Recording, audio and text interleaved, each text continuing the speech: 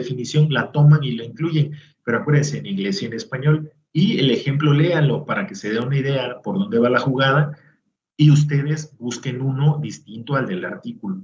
¿Vale? Y ese sí, pues ya lo ponen en español. ¿Vale? Esa es toda la tarea. Obviamente con su referencia bibliográfica. ¿Cuál es la referencia bibliográfica? Obviamente del ejemplo que les pido distinto a este, pues sería otro artículo o un libro o un sitio de internet donde se pone la referencia bibliográfica. Y para la pregunta 1, pues sería esta referencia bibliográfica. Sale, nada más que obviamente tienen que redactarla adecuadamente la referencia bibliográfica para este artículo de Kenakin, de Terry Kenakin. Sale. Entonces ahí está. Por lo menos serían 2 referencias bibliográficas. Una seguro es esta. Esta, la de Kenakin, la de la proteína inversa. La de, ¿cómo le llama?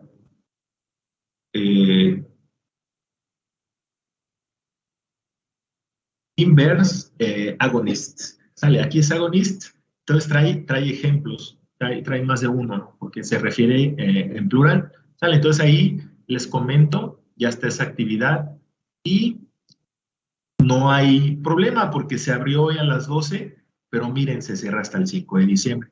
Sale, igual hacerles la aclaración, después de esta quedan la de la proteína G, que igual es sobre un artículo y unas pequeñas preguntas. Y todo, ahí sí, todo. Luego viene el artículo de, cómo no, el estrogen trinity, es la trinidad del estrógeno, y ese está muy interesante también. Bueno, de hecho todos lo están. Ese está muy bueno porque menciona los 3 sitios en la célula donde hay receptores para hormona, cuando antes solamente se sabía que había en citoplasma y en núcleo. No. Este menciona además receptores para hormona, por ejemplo, entiéndase, 17-beta-estradiol y testosterona en la membrana celular. Entonces está muy bueno el artículo. Ese es el segundo. Después de esta de Kenakin, después de este de agonista inverso. Y un tercero que es, ¿cómo se llama este?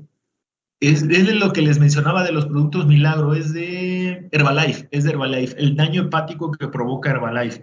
Esa es la tercera actividad y marca el cierre de nuestra experiencia educativa farmacología. Sale, entonces todavía queda un poquito de cuerda, pero obviamente les voy a ir dando chance ahí de días para que lo puedan desarrollar, por lo menos 5 días, que es lo que les he estado dando, y para este son 7 días, para este son 7 días, y más o menos 5 o 7 días les estoy dando para que hagan cada actividad, como lo hemos hecho desde el principio de nuestra experiencia educativa, ¿no? Para que no haya problema y tengan fácil acceso a ello. Sale. Pues ahí está. ¿Ya lo vieron? Ya lo cierro. No me recuerdo ahorita el nombre del artículo del Herbalife, pero es en ese sentido del daño hepático que induce Herbalife, ¿no? Y es un artículo de referencia estricto. Entonces, pues así son las cosas, ¿no? Así es como lo que está ocurriendo con este tipo de productos. Pero lo voy a mencionar un poquito más adelante, por si conocen a alguien que consuma este tipo de productos, pues les hagan el comentario. Pero eso ya lo veremos cuando veamos reacciones adversas, ¿sale? Entonces, vamos a continuar con nuestra temática. Voy a hacer lo siguiente. Si falla nuestra conexión, me dicen, por favor, para optimizar el tiempo, voy a abrir la liga de Zoom y pegarla aquí en nuestro chat bajo necesidad. Sale, solamente que fuera necesario. Sale, para ya empezar, porque son 11:08. Y pues no sé, van a decir que ahí voy otra vez, no sé si pues yo entiendo, o sea, yo tengo que también ser flexible y comprensivo si a lo mejor no pudieran, porque no me han comentado si pudieran o no tener 2 o 3 clases extras después de este viernes que marca en nuestro calendario el cierre de nuestras experiencias educativas para toda la Universidad Veracruzana. Entonces, por ende, como no lo sé, tengo que optimizar el tiempo lo más posible, ¿sale? Entonces, voy a abrir la liga solo que sea necesario. ¿Vale? Si ya se pusieron de acuerdo y pues sí tienen la posibilidad de que haya 2 o 3 sesiones más para la siguiente semana, pues les pido que me lo hagan saber, ¿no? Por favor. Yo entiendo, o sea, de verdad que trato de ponerme en el lugar de ustedes. No solamente tienen esta experiencia educativa. Sale, espero que sea posible, que nos veamos unas clasecitas, unas horitas más, después de este viernes. Sale, entonces arranco de una vez. Bueno, comenta su compañero Víctor Armando, ¿podría ser en la tarde, maestro, los martes, miércoles y jueves debido al SUV? Claro que sí, obviamente yo me adecuaría, porque también les digo, no solamente tienen la experiencia educativa de Pharma, ¿no? Entonces nada más esperaría la confirmación si fuera martes, miércoles y jueves, podría ser el martes, igual por la tarde, sin problema, en la tarde, en el horario que puedan todos, 2 horas, y si fuera necesario el miércoles, yo creo que máximo 1 hora. Yo creo que en 2 horas la libro ya, por lo que logra avanzar ahorita y el viernes, y el martes que menciona su compañero. Claro, claro, claro. Pero ya dependiendo de mis compañeros y pudiera yo grabar las clases. Híjole, eso de grabar las clases no se lo recomendaría porque, ¿saben qué pasa? Que luego falla la conexión porque consume más ancho de banda. Ese es el problema. Podría ser, como dice aquí su compañero, es un ejemplo, ¿no? Martes, miércoles y jueves por la tarde, en el horario que ustedes puedan, yo me acomodo ese horario. Les digo, a lo mejor y con 2 horas el martes termino, y a lo mejor, si fuera necesario, 1 hora el miércoles, y sería todo. Ese es un ejemplo. Puede ser el lunes y el martes, o puede ser el lunes y el miércoles por la tarde sin problema, como puedan todos. Sale, yo me adecuo. Entonces, nada más ahí les pido pues que me confirmen, ¿no? Lo de grabarlo les digo que ese es el lío, o sea, ese lío, se vicia la clase, se vicia la conexión, y no solamente para el que esté grabando, sino también puede comprometer lo que yo pueda estar proyectando, cosas así. ¿Sale? Entonces, la verdad no lo recomendaría. ¿Sale? Entonces, pues vamos a empezar ahí. Espero me puedan confirmar. ¿Sale? Entonces, me voy a abocar a esta última parte. Aquí estoy pendiente del chat. ¿Sale? Estoy pendiente del chat de nuestra reunión. Por si alguien opina de otra manera o de otra forma probablemente vernos la semana entrante. ¿Sale? Yo estoy en la mejor disposición. Ya saben que yo estoy finalmente para servirles. ¿Ok? Entonces, me voy a abocar a esta parte. Acuérdense que habíamos visto en la clase del viernes que parece ser, por los estudios que se ha hecho del receptor, de receptores que están acoplados a proteínas G, que forman como una forma de bolsillo, como que se ciclan estos 7 dominios transmembranales, y en el medio quedaría el sitio de unión, que obviamente son estructuras químicas que se unirían al agonista, al ligando, y en el interior quedaría la porción carboxilo terminal que estaría interaccionando con la proteína G. Y como les decía yo, cuando se forma el complejo fármaco-receptor, es decir, que se ocupe el sitio de unión en el receptor por el ligando o el agonista o el fármaco, como gusten llamarle, cualquiera de las tres es correcta, hay una deformación, un cambio de conformación en la parte interna del receptor, e interacciona con proteína G, y ya ocurren la demás serie de fenómenos que finalmente guían a la activación de una proteína efectora. En este caso, una proteína efectora puede ser una enzima, un canal iónico, y alguna otra proteína que veremos ahorita un poquito más en detalle. ¿Sale? Para finalmente, ¿a qué? A llegar al efecto. ¿Sale? Y no olvidemos, la parte externa del receptor es la porción aminoterminal. Este es el exterior, esta es la membrana celular, para recordarlo, y este es el interior de la célula. ¿Sale? Entonces ahí está, esta sería toda la estructura que guía para la activación de los receptores a proteína G. ¿Cómo se perpetúa la señal? En tanto siga habiendo lo que consume proteína G, que mencioné hace unas clases, que era el GTP. ¿Cómo se perpetúa la señal? Obviamente, si sigue habiendo GTP, seguirá habiendo la transducción de señal. Acordémonos de ese término. Acordémonos de ese término que habíamos ya introducido, transducción de señal, ¿sale? Hasta llegar a un efecto. ¿Y qué otra cosa lo activa? Obviamente la formación del complejo fármaco-receptor, ¿sale? Pero ¿cómo sería este caminito? El efecto de un agonista mediado por proteínas G. Acuérdense, vamos a ir siguiendo las flechitas en esta forma en las manecillas del reloj, en la dirección de las manecillas del reloj. Podríamos ver cuando está en reposo cómo se encuentra. Otra vez, vamos a ubicar exterior, membrana celular con sus proteínas ahí intercaladas, y el interior. Cuando está en reposo no hay ligando, miren, no hay nada, está el receptor, está la proteína G con sus 3 subunidades unidas, alfa, beta y gamma, y está GDP, está inactivo. No está la molécula de cambio, como en este caso es el GTP en lugar de ATP, que esté haciéndola trabajar. Y obviamente en la vecindad, ¿quién se encuentra? La proteína efectora.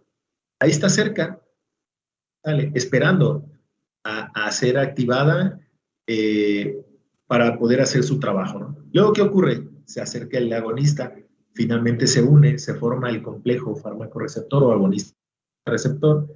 ¿Y qué ocurre? Miren, viene el cambio. Sale GDP y su lugar es ocupado por GTP. Y de esta manera seguía la activación de la proteína G que está interaccionando con el receptor que se unió al agonista. ¿Sale? Entonces, al estar activándose, ahora estar uniéndose a GTP, ¿qué ocurre? Sigue el complejo fármaco-receptor, pero miren lo que ocurrió con la proteína G. Esta es la proteína G, ojo, fue activada por el receptor. ¿Vale? Esta es la proteína G. ¿Qué ocurre? Se separa en sus unidades alfa, que es la que guía la mayoría de sus actividades, de sus efectos, y beta y gamma. ¿Sale? Y sigue GTP. ¿Y a quién está activando? Miren ustedes, a la proteína efectora. ¿Que quién puede ser? Puede ser una enzima, puede ser un canal iónico. ¿Sale? Aquí se los marco. Proteína efectora, miren, hasta lo puse aquí y acá lo vuelvo a presentar. Por eso hasta aparece así, ¿no? Tras, que ya lo activó, ¿no? Activación, activado. ¿Ok? ¿Y ya qué ocurre después? Cuando ya se consume o se desune, para hacerlo así más directo, se consume se desune, perdón, el ligando o el fármaco receptor y todo comienza otra vez. Miren, regresa al reposo, la proteína ya no está activada, ya no tiene esta marquita como acá. Y miren ahora qué pasó. Se consumió el GTP, se consumió, queda ahora GDP. Sale de trifosfato pasa a difosfato porque se consume un fosfato. Y nuevamente regresa al reposo. Se vuelven a unir, miren, se vuelven a unir las 3 subunidades y regresa al reposo en la vecindad de donde se encuentra el receptor que ahora está inactivo. ¿Vale? Pero ¿qué más? Acuérdense, aquí les presento a manera de una alerta. Déjenme jalo mi ventanita de mis archivos al otro lado y vamos a ver el videito. Este es una alerta de video y se llama el video La proteína G. Permítanme llamarlo y lo observaremos. ¿Vale?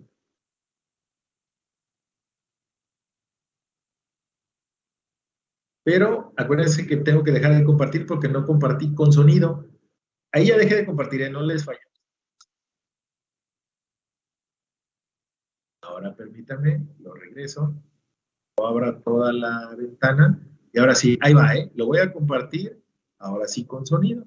Espero que lo escuchen, sí, y acuérdense, ahorita se los comparto aquí por el chat el pequeño video, que es de la proteína G. Dale, aquí vamos.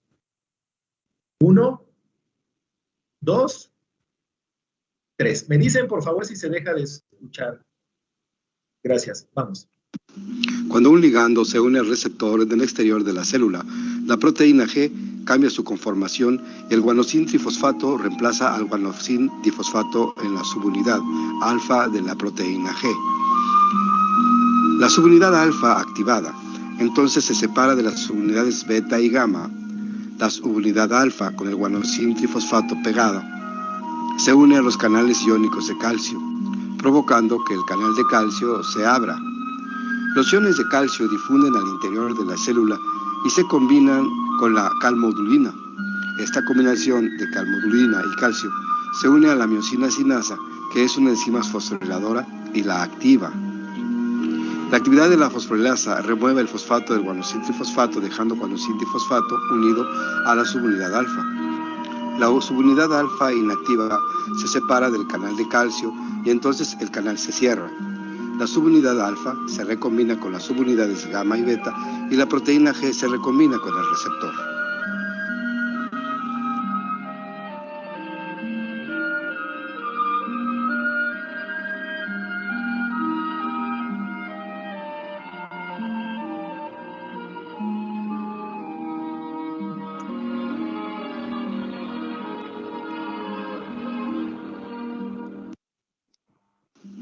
Cuando un ligando se une al receptor en el exterior de la célula,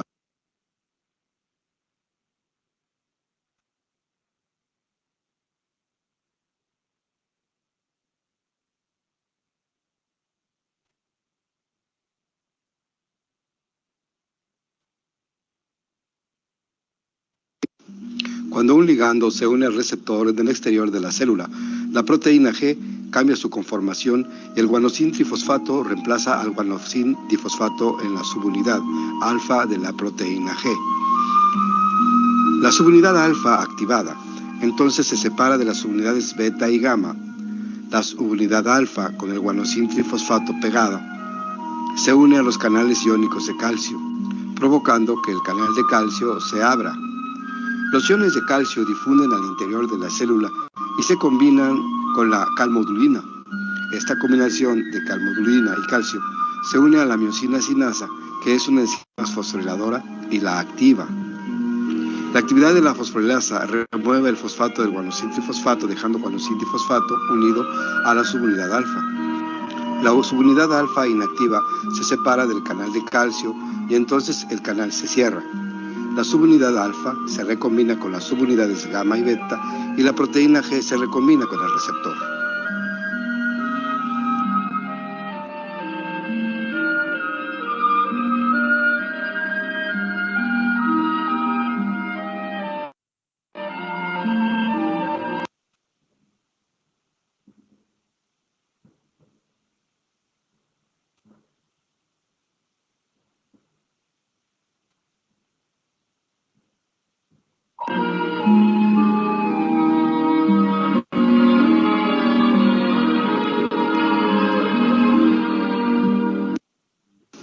Cuando un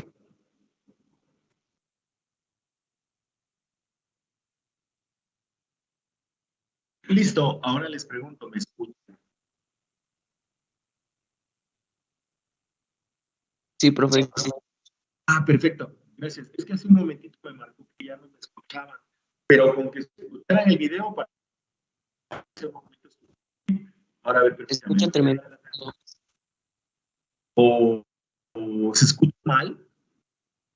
Se escucha como muy lejos, profe. O aquí, a ver, me dicen si se corrige. ¿Ya se corrigió? Sigue escuchándose un poco distorsionado. A ver, salgo y me vuelvo a conectar, ¿sale? Aquí voy.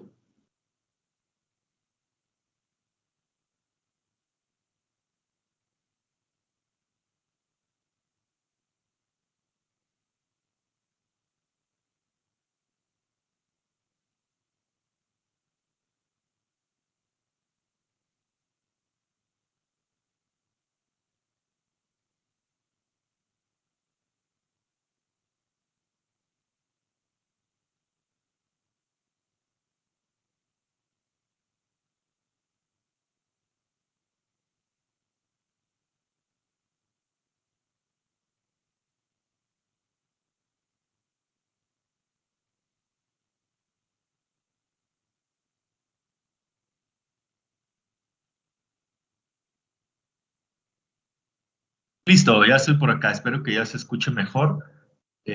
Salí, volví a entrar. No sé por qué hace eso Teams. Cuando comparto algo, me dejan de oír, no sé por qué. Mientras voy pegando el video, aquí en nuestro chat, el de la proteína G, me marca que ya lo está cargando, ¿sale? Espero que cuando estén repasando lo puedan ver y de esa manera se recuerden esta parte, ¿sale? Ahí está ya, se fue la proteína G. Ok, vamos a continuar. Me dicen si se vuelve a escuchar raro, ¿sale? Vuelvo a compartir. Listo, ya me acerqué más a la computadora con la intención de que me escuchen bien. Ok, entonces ese fue el video. Ya estoy compartiendo, nada más que esta cosa quiera, ¿verdad? Ya está. Vamos, vamos, vamos, vamos. Bueno, el señalador no quiere aparecer.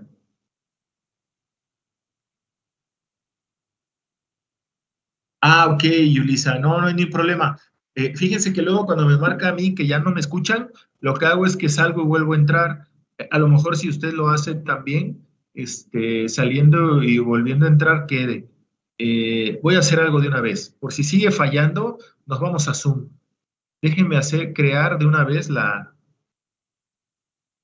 nuestra conexión en Zoom, porque me da la impresión que en cualquier momento nos va a botar y ya no se va a poder hacer nada. Teams.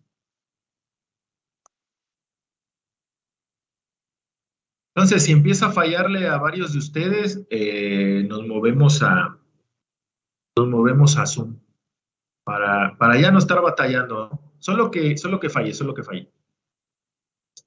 Sí. Vamos.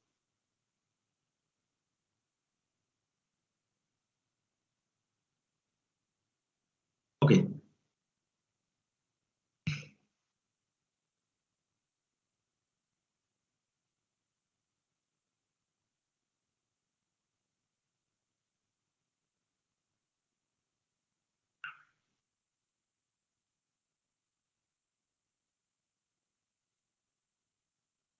Ahí está, ya le pegué la liga de Zoom. Por si sigue fallando, nos vamos. Sale, por si sigue fallando Teams. Ahí está ya. Sale y vale. Pero ¿qué más? Como ustedes vieron en este video, en la proteína G, él en ese video puntualiza la apertura de canales de calcio, el ingreso de calcio para incrementar el calcio libre intracelular y su interacción con la calmodulina que activa una fosforilasa o una sinasa, si lo quieren llevar así, y guía a contracción. Pero ¿qué más hay? ¿Qué más puede hacer proteína G? Miren, les presento estos tres paneles, izquierdo, medio y derecho. ¿Qué más puede hacer?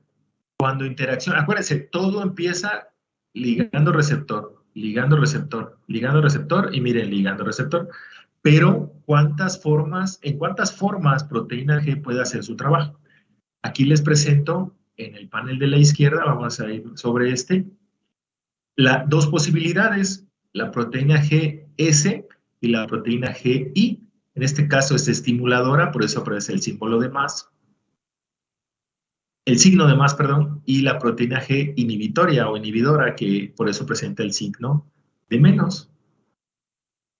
Puede hacer que la que estimula esté activando, después de que se forma el complejo fármaco-receptor y por medio de la proteína G, acuérdense, la subunidad alfa, dependiendo en dónde esté, ahorita veremos para este ejemplo en dónde es que ocurre esto, active algo que se llama, aquí está, adenilatociclasa. Esa enzima, esa adenilatociclasa, lo que hace es producir algo que se conoce como AMP cíclico a partir de ATP. Esa moneda de cambio, el adenosíntrifosfato, lo ocupa ella como materia prima para producir un segundo mensajero, como ya lo habíamos mencionado en la clase anterior. Y ese AMP cíclico, este segundo mensajero, ¿qué hace? Lo que hace es activar a una proteína que se llama proteína sinasa A. Y esta lo que a su vez hace, acuérdense, siempre que vean sinasa, ¿qué es? Estimuladora. Siempre va a ser fosforilación de proteínas funcionales. Vale, esta es una forma. Obviamente la proteína G inhibitoria pues inhibiría, ¿no?, la activación de esa adenilatociclasa y que esto no ocurra, ¿no? Para este caso, que se ocupa la adenilatociclasa a partir de la proteína G, ya sea la S o la inhibición de ella por la I, ocurre en la relajación del músculo liso, ¿sale? Ocurre en la glucogenólisis, en la lipólisis y en la activación del canal de calcio, pero en el corazón. ¿Vale? Ese es un camino que puede ocurrir con la proteína G. Otra posibilidad, pero obviamente es en otro sitio.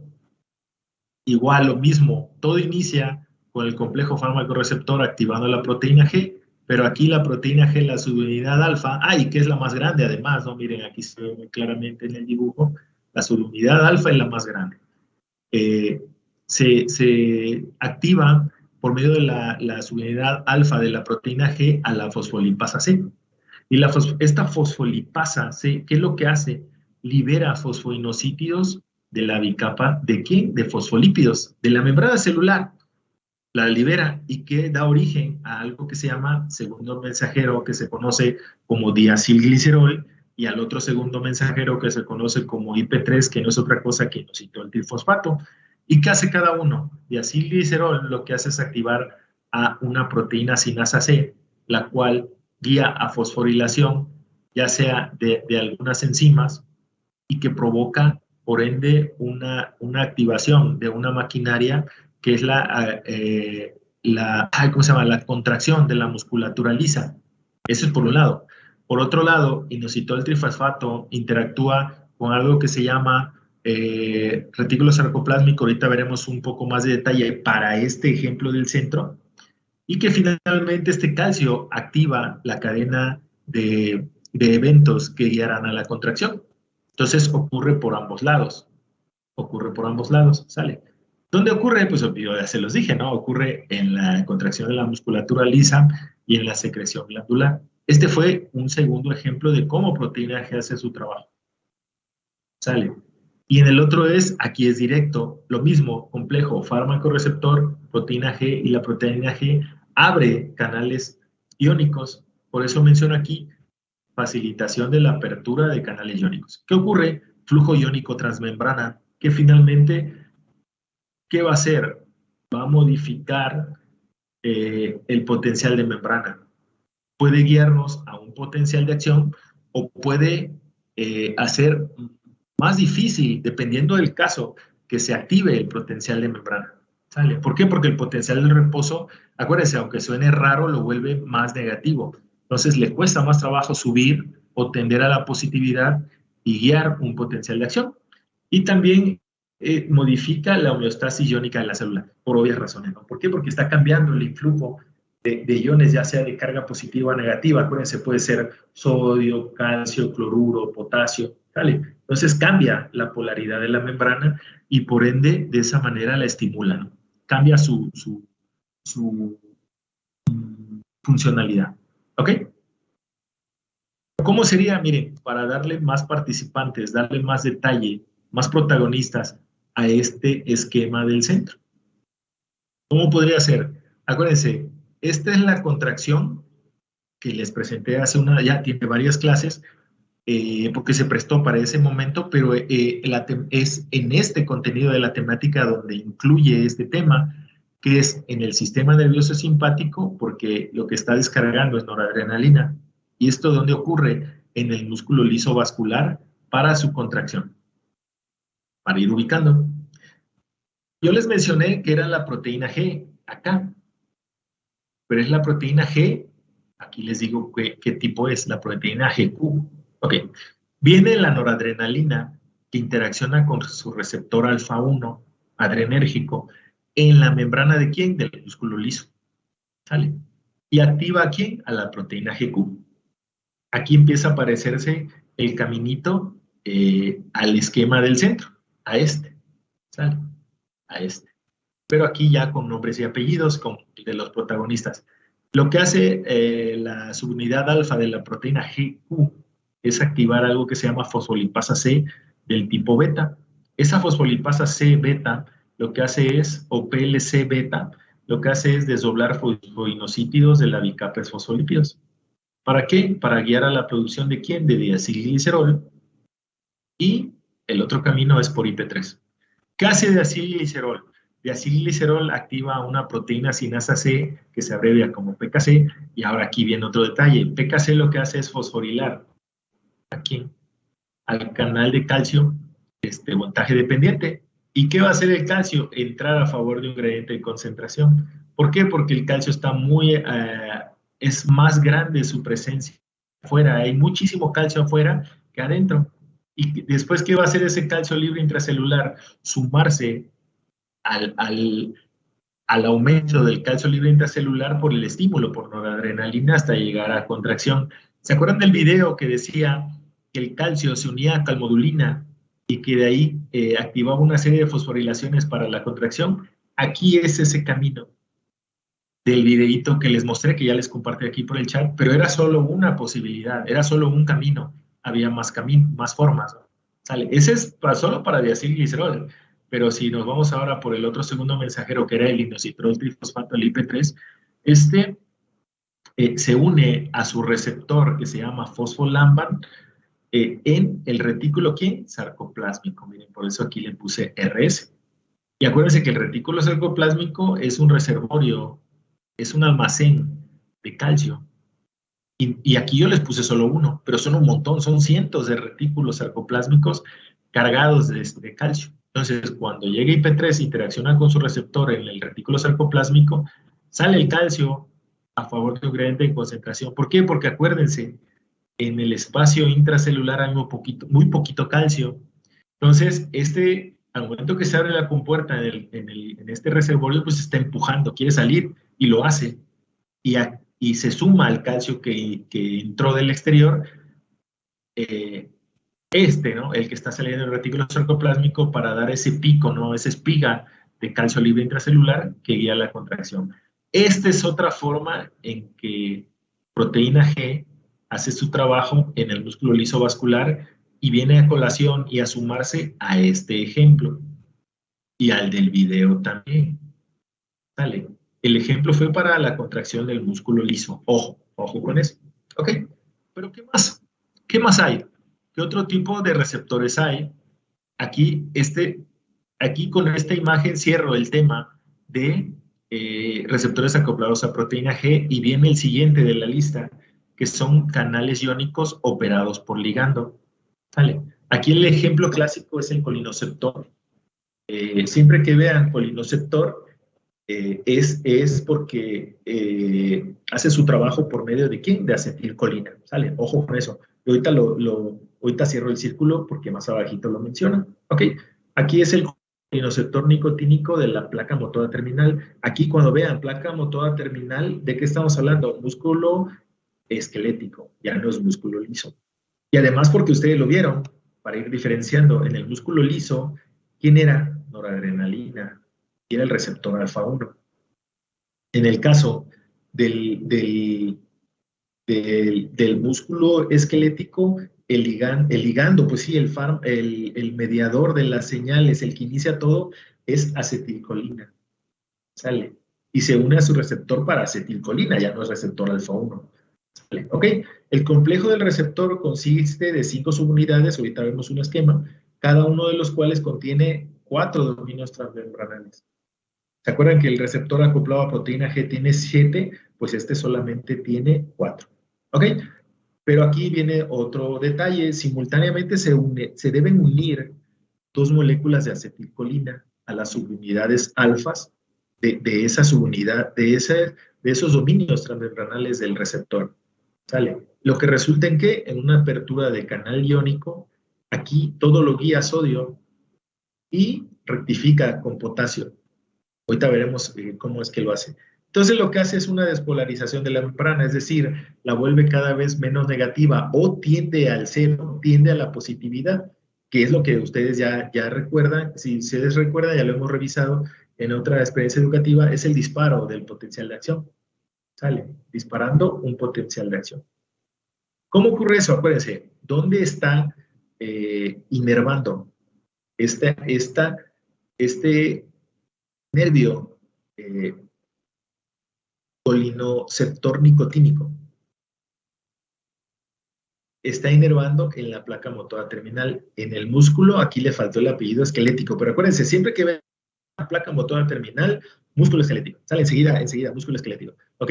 Y aquí en el botón sináptico, ¿quiénes están? Vesículas que contienen acetilcolina, las cuales cuando viene el estímulo y estimula por un cambio de, acuérdense, es un corrimiento de cargas lo que ocurre en el axón hasta que llega al bulbo sináptico, lo libera en la vecindad, en este espacio que es la sinapsis, pero no es otra cosa que la unión, la interacción del nervio con su bulbo sináptico con el músculo esquelético. Entonces interacciona el acetilcolina con sus receptores e inicia la cadena de eventos que guiarán a un potencial de acción. Si pudiéramos ver un poquito más de detalle igual de este mismo sitio, veríamos lo siguiente. Aquí sí ya le mencionan hendidura sináptica, el axón, las vesículas de acetilcolina, conteniendo acetilcolina, perdón, y receptores para acetilcolina, pero ¿en dónde? En la placa motora terminal. ¿Sale? En la placa motora terminal.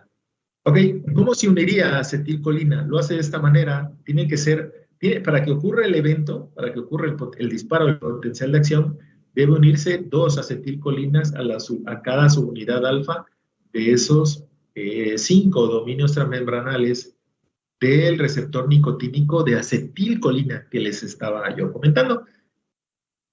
Pero ¿qué pasa? Acuérdense, son 5 dominios transmembranales, pero cada subunidad consta de 4 dominios transmembrana. Ese es otro rollo. O sea, son 5, pero cada una está estructurada por 4 subunidades que son para cada dominio transmembranal. Sale, ojo con eso. Cada una contiene 4, pero en sí son 5 dominios transmembranales. Sale, ojo con eso. Sale. Ok, y acuérdense que regula el influjo de sodio y el eflujo de potasio, o la entrada de sodio y la salida de potasio. Es una coordinación entre ambos. ¿Por qué? Y esto es por la apertura de los canales de ambos, de sodio y de potasio. Pero ¿qué ocurre? A ver, estábamos hablando de que es la neurona, el bulbo sináptico de la neurona en la placa motora terminal. Entonces sería un potencial en la placa motora terminal. Acuérdense que, y eso ya lo hemos visto en otro momento, pero lo vamos a retomar, porque enlaza, empata para nuestra temática, tiene una precarga el bulbo sináptico de milivolts de menos 70, y obviamente ocurre el evento en milisegundos. Es sumamente rápido. Es el elo más veloz que hay, de hecho. ¿Sale? Entonces aquí podemos ver el potencial de reposo, potencial de reposo, potencial de acción,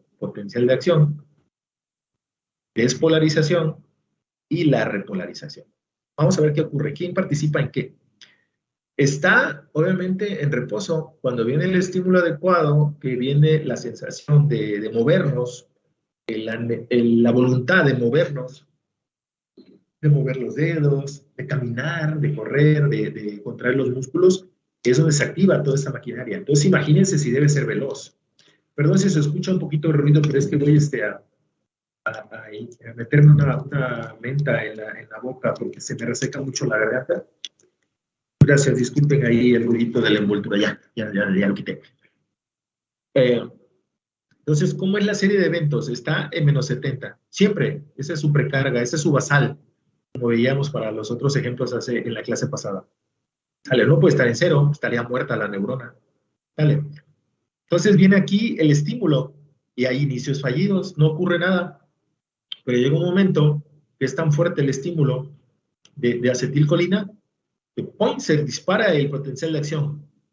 Esta despolarización no es otra cosa que el paso del potencial de acción de menos 70 tendiendo hacia la positividad o volviéndose, aunque suene, como les decía, aunque suene raro, se vuelve menos positivo.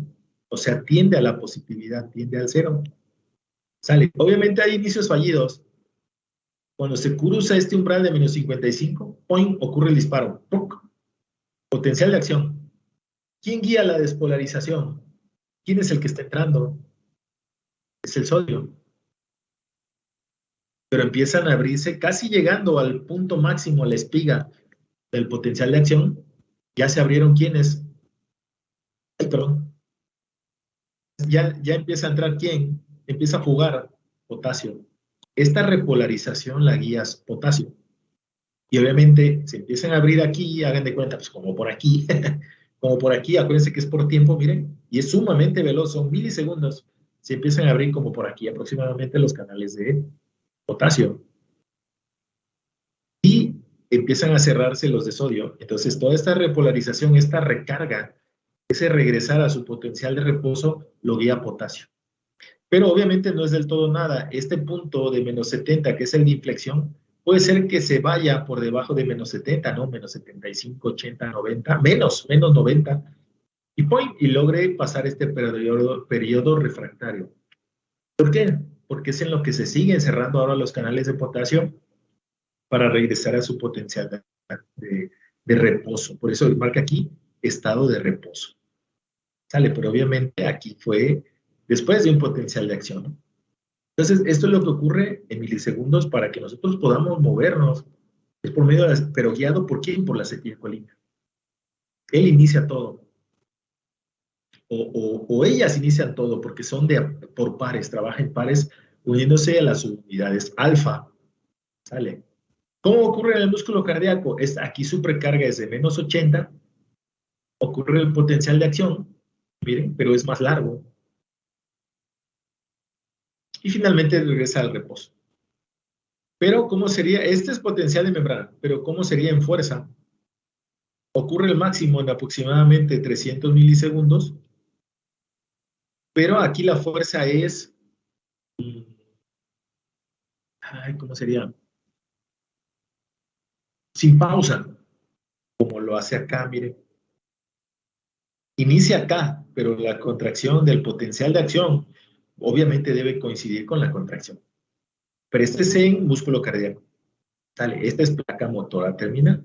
Músculo esquelético. ¿Sale? Ojo con eso. Pero quise ponerle los dos ejemplos. Y ahí vamos dos.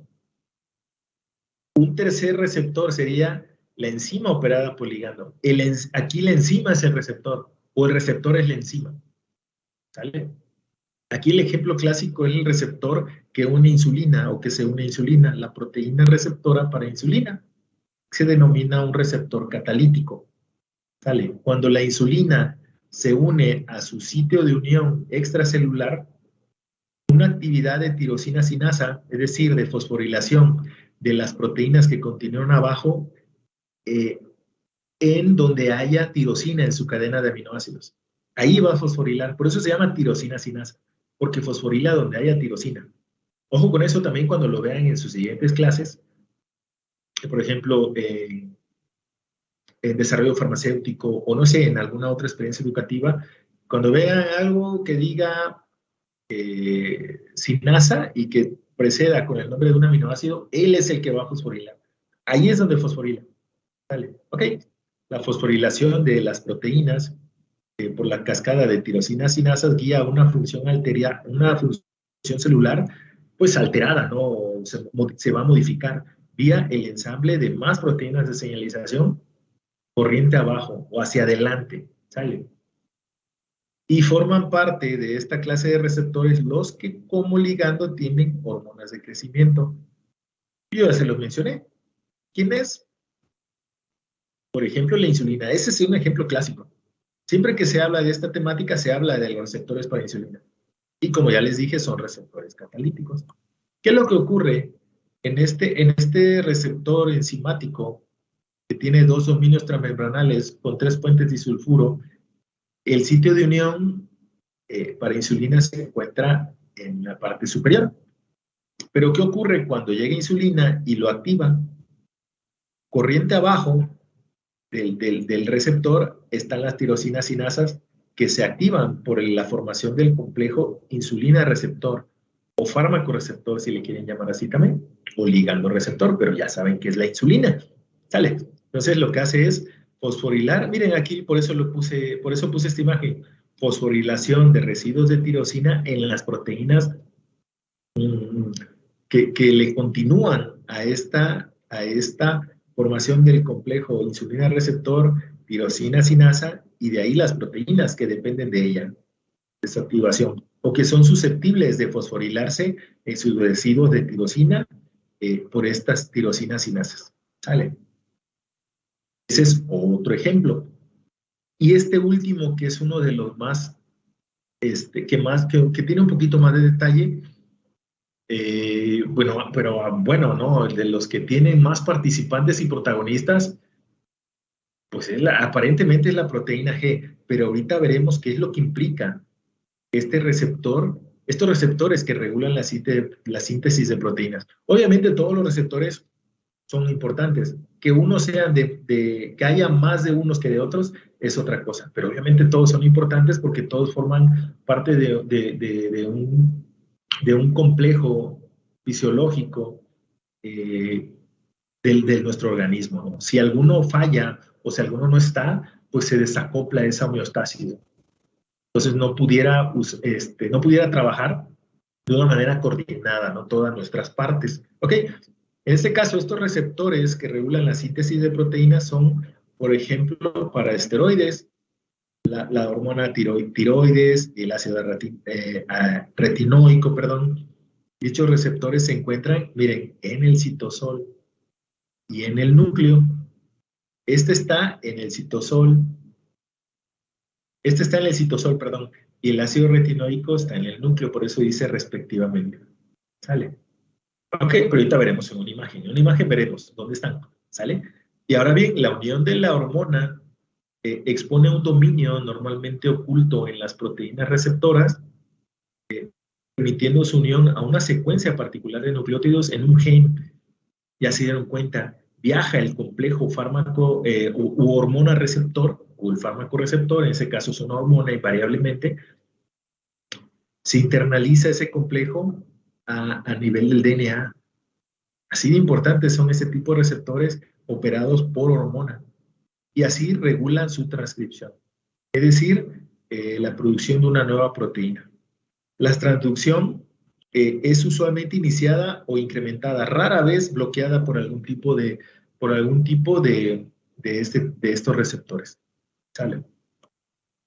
Pero ¿cómo es? Estos receptores que regulan la síntesis de proteínas, y ahí cuando hagan la tarea del Estrogen Trinity van a entender por qué les puse esa tarea. Porque en este ejemplo solo les presento el del citosol y el del núcleo, los receptores que hay aquí y acá, pero en el artículo menciona que hay aquí también. Y lo comprueban, ¿no? Y lo comprueban. Y ahora se sabe. Ese era un dogma. Hace muchos años era un dogma para las hormonas que solamente había receptores para ellos en el citosol, o sea, en el citoplasma y en el núcleo. Pero ahora sabemos que también tienen en la membrana. Y obviamente tienen sus funciones cada uno y su importancia y su velocidad de funcionamiento. ¿Sale? Entonces, ¿qué ocurre? Acuérdense, este es el exterior, el interior, por eso dice citoplasma, y obviamente en el citoplasma ahí anda, entre otras muchas cosas, pues el núcleo, conteniendo su material genético. ¿Qué pasa? Podemos tener receptores citosólicos y podemos tener receptores que directamente llegan al núcleo.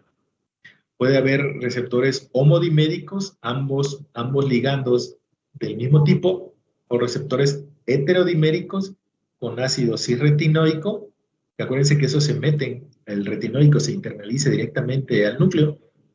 Podemos tener también triiodotironina, vitamina D, ácido todo transretinoico y eicosanoides. ¿Cómo dice aquí todo transretinoico? Porque los dos son ácido retinoico. ¿Vale? Pero acuérdense, el complejo fármaco-receptor es el que finalmente se internaliza al núcleo. ¿Sale? Pero aquí podemos ver ya diferencia, ¿no? Estos receptores son citosólicos para glucocorticoides, mineralocorticoides, andrógenos, gestágenos y estrógenos. El estrógeno clásico, 17 beta-estradiol. El andrógeno clásico, testosterona. ¿Sale? Y también en el núcleo directamente, directamente el estrógeno, y la triiodotironina. El andrógeno es en membrana. ¿Ok? En receptor citosólico, ¿sale? Entonces, ¿qué ocurre? Llega la hormona, acuérdense que tiene que unirse al receptor homodimérico, pudiéndose unir dos. Cuando se junten dos, es que se internaliza el complejo fármaco-receptor. Y él es el que guía la apertura de la doble hebra de DNA para iniciar los fenómenos de transcripción que dará origen a un RNA mensajero que finalmente se traducirá para salir del núcleo como una proteína. Así importantes son este tipo de receptores. ¿Sale? Imagínense cómo es posible, o sea, que un ligando unido a un receptor dé origen a una nueva proteína. ¿Sale?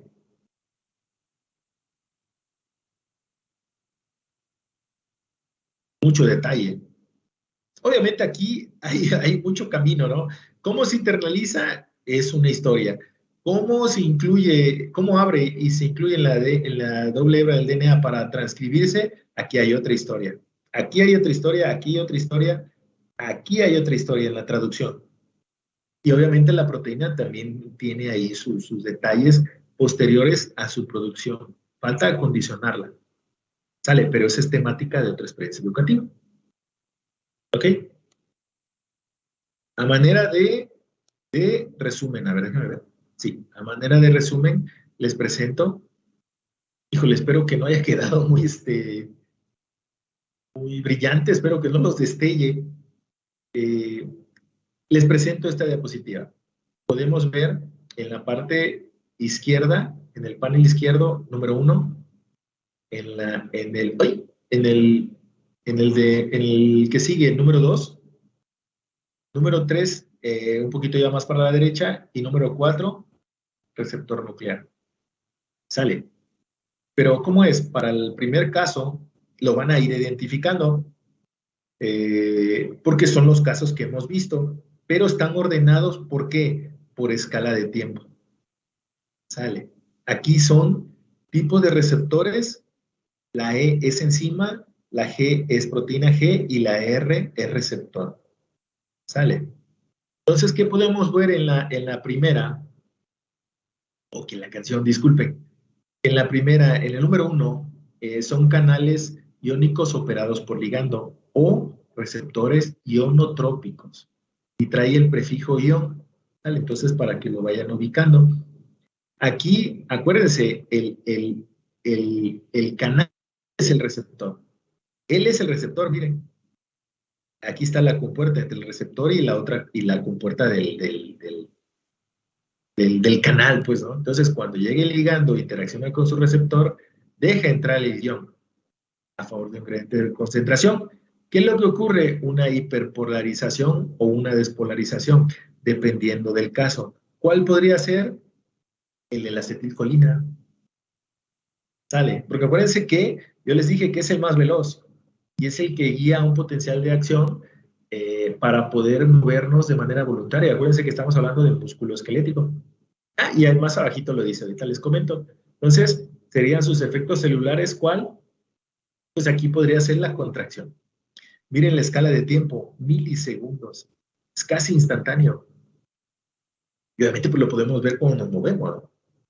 Sale, movemos la cabeza para un lado, para el otro, parpadeamos. Sale. Y el ejemplo, ¿cuál sería?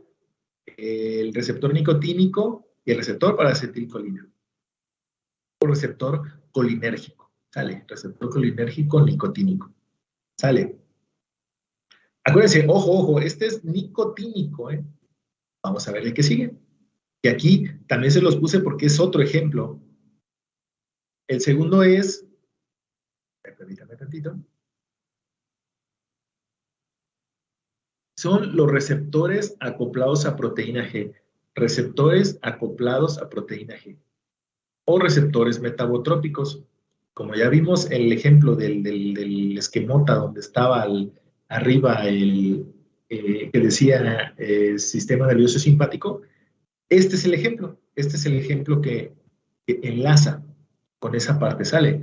Acuérdense, está el complejo fármaco-receptor, puede ser una proteína estimuladora o inhibitoria para ambos caminos. Acuérdense, la proteína G, finalmente hay más participantes y activa o abre canales iónicos, entra el ion a favor de un gradiente de concentración y hay un cambio en la excitabilidad de la célula, perdón, lo cual guía ¿a quién? A un efecto celular. Fíjense que me faltó decirles, obviamente esta es la membrana celular, todo, aquí hasta abajo, y este sería el interior de la célula. Obviamente aquí, por ejemplo, por fines didácticos se pone todo junto en la misma célula, así pareciera, ¿no? Aunque con estos cortes debemos entender que son distintas células. Porque están en distintos sitios los receptores. Hay una regionalización de ellos. ¿Ok? Entonces, ese fue un caminito. El otro caminito, ¿cuál sería? Que la proteína G, acuérdense, activa una enzima, puede ser la fosfolipasa C-beta, la que decíamos que nos daba fosfoinosípidos de la bicapa de fosfolípidos. Sale. Entonces, da origen a un segundo mensajero, que podría ser diacilglicerol o IP3 para mencionarlos en el mismo orden. Bueno, pueden ser ellos, ¿no? ¿Y qué ocurre? Puede ocurrir liberación de calcio, puede ocurrir otro que sería el influjo de calcio, pues ese podemos ponerlo, ¿no? El influjo de calcio. Otro podría ser la fosforilación de alguna proteína. Y los tres, miren, bueno, los cuatro, si sumamos el del ion, que hubo un cambio en la excitabilidad de la membrana, guían a un efecto celular. Clásicamente sería la contracción. ¿Vale? ¿Y dónde ocurre el receptor colinérgico muscarínico?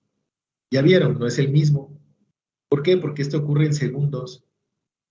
¿En dónde ocurría esta contracción? En el músculo esquelético. Milisegundos, es voluntario. ¿En dónde ocurre esta contracción para el receptor colinérgico, pero muscarínico? En el músculo liso. Es involuntario, es bajo necesidad. ¿Sale? Ahí es otra diferencia también. Además del tiempo, obviamente, no es lo mismo milisegundos contra segundos. Vamos subiendo de tiempo. Miren, ahora en horas, el receptor unido a sinasa, o el receptor que habíamos mencionado catalítico, por ejemplo el de la insulina, ¿sale? Para que lo vayamos asociando. ¿Qué hace el receptor?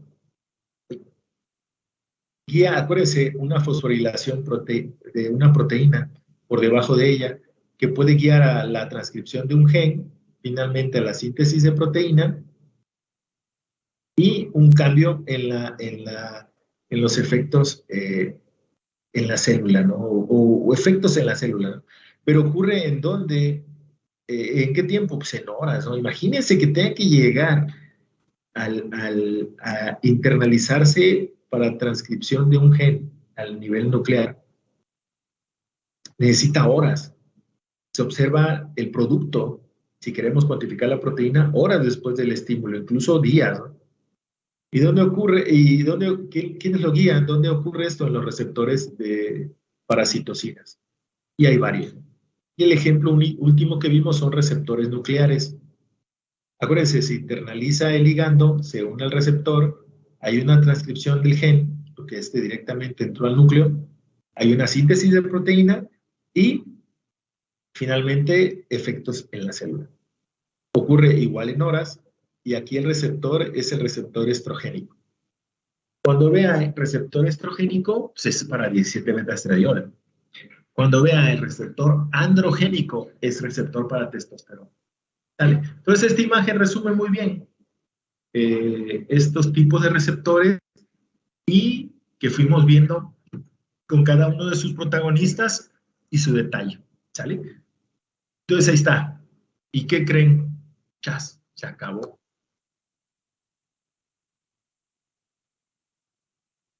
Tema nuevo.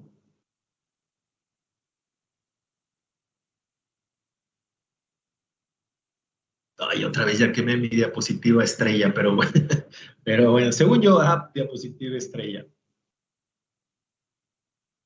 Esa fue la parte de ahorita que vimos para, ¿cómo se llama? Para tipos de receptores. Acuérdense que son 4 grandes clasificaciones de estos. Pero después de haber revisado todo lo que vimos desde el inicio, fármacos que actúan por medio del receptor, fármacos que no lo hacen así, el ADME, la farmacodinamia, los tipos de sinergismo que puede haber, los tipos de agonismo y antagonismo que puede haber. ¿Qué más revisamos? Bueno, ahorita los tipos de receptores y su transducción, cómo se produce un nuevo fármaco que se obtiene a partir de una fuente natural. Podemos darnos cuenta la gran cantidad de posibilidades que puede haber. Entonces, en esta última parte, que este es el último tema de nuestro contenido, de nuestra experiencia educativa, se llama reacciones adversas a los medicamentos, y lo incluyo en esta parte final porque van a ir viendo que enlaza con todo lo que revisamos. ¿Sale?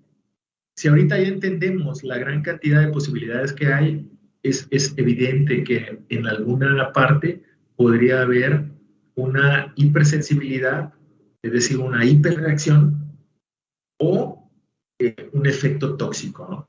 Por lo que mencionábamos también del receptor y su mecanismo de acción, la ventana terapéutica. No es la misma para todos los fármacos. Hay fármacos que son más potentes, pero no tan eficientes. Entonces debe cuidarse mucho eso, ¿no? Y podríamos caer muy fácilmente en una reacción adversa a los medicamentos.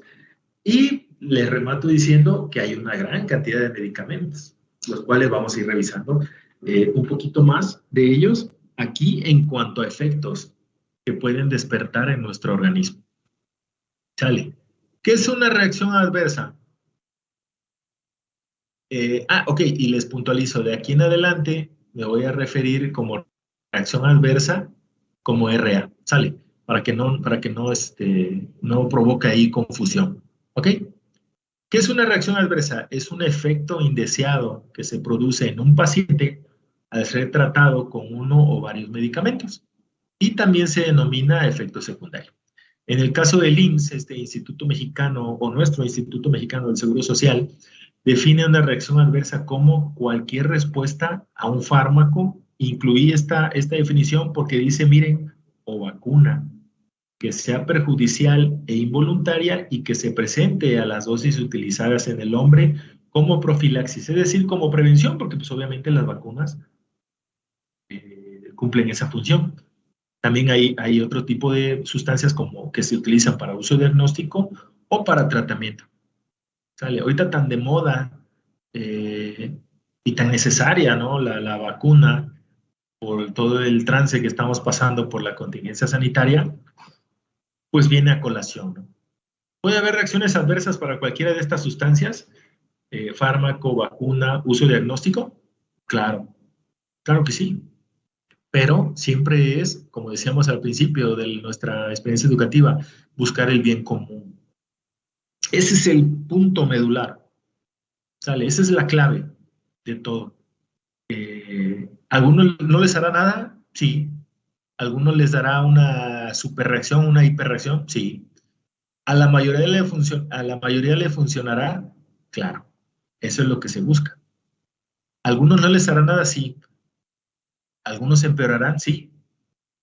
¿Algunos fallecerán? Sí. Pero la campana de Gauss, si el 99% es beneficiado, el riesgo-beneficio se inclinará hacia el uso de tal o cual sustancia. Sale. Ojo, ojo con eso. Acuérdense que muy pocas cosas son del todo o nada. ¿Ok? Y bien, ¿cómo podríamos clasificar? Porque también tiene una clasificación como como los receptores que vimos también, ¿no? Tiene una clasificación, las reacciones adversas. El tipo puede ser del tipo esperadas o tipo A, o pueden ser inesperadas o del tipo B. En el caso de las esperadas o tipo A, cuando la reacción se produce por el mismo efecto farmacológico del medicamento, pero exagerado, es decir, exacerbado. ¿Sale? O inesperadas o tipo B es una reacción poco común, no relacionada con el efecto farmacológico. Entonces es complicado, ¿no? Y que se produce por una susceptibilidad particular del paciente a esa molécula, a ese fármaco. Como las reacciones alérgicas a las penicilinas. Más adelantito vamos a ver esas reacciones alérgicas que se denomina anafilaxia y sus variantes y su empeoramiento que se observa, por ejemplo, con las penicilinas. ¿Sale? Un poquito más adelante lo tocamos. Y también se dividen las reacciones adversas también se dividen en leves o tolerables y graves. En este caso, las reacciones graves pueden ser letales, ¿no? Es decir, pueden causar la muerte. ¿Ok? Pero ¿desde dónde empezó todo esto? O sea, ¿siempre ha habido reacciones adversas por las sustancias que consumimos? Sí. Siempre que ahora se dé un poco de más de énfasis y se lleve a cabo estudios y seguimientos ordenados, sí, claro. ¿Por qué? Porque se observó esa necesidad, se vio esa necesidad de hacerlo así. ¿Cómo surgió todo? Creo que ya más o menos les había comentado la talidomida en los años 50, que surgió como un símbolo de avance médico, tipo como una forma de bienestar para la sociedad y que estaba destinado a las mujeres embarazadas en los inicios del embarazo, que hay tanto cambio fisiológico, adecuándose a procurar la vida que ya empezó, que ya inició la fecundación. Bueno, ¿y qué es lo que hacía talidomida? Ahora puede uno pensar, Dios mío, ¿cómo es posible que se lo estaban administrando y no hacía otra cosa que quitar los achaques propios del embarazo, por todos esos cambios fisiológicos y hormonales para procurar el bienestar del producto, ¿no? Eso es lo que hacía, quitar los achaques del embarazo, sobre todo en el inicio del embarazo. Pero era un símbolo también de estatus en aquel entonces. Pero lo que ocurrió, imagínense, en los años 50 no había tanto avance en la medicina y por ende de la farmacología, que pudieran atinar rápidamente a qué es lo que estaba ocurriendo. Pues empezó a ocurrir que la talidomida empezó a producir focomelia, es decir, el producto nacía sin bracitos y sin piernas, solamente una pequeña porción. Entonces voy a abrir tantito mi camarita, a ver si no quedé muy cerca. Ahí está ya. Entonces, el producto nacía sin brazo, solamente háganme cuenta con un pedacito y ya venía la manita, incluso la manita estaba sin completar incluso, ¿no? O algunos dedos o algunos, pues, sin estar, ¿no? Se veía solo el inicio. Entonces tenían aspecto como de foca, tenían los bracitos pequeños y también afectaba a las extremidades inferiores. ¿Sale? Entonces se les llamó así a los niños, a los productos que fueron afectados por este producto. Déjenme cerrar mi camarita. Incluso se les llegó a llamar así, o sea, no es una, a lo mejor suena chiste, no, se les empezó a llamar, porque pues fueron varios casos, hijos de la talidomida. Cuando ya se pudo asociar la talidomida a estos focos que aparecieron en el mundo de focomelia. Sale.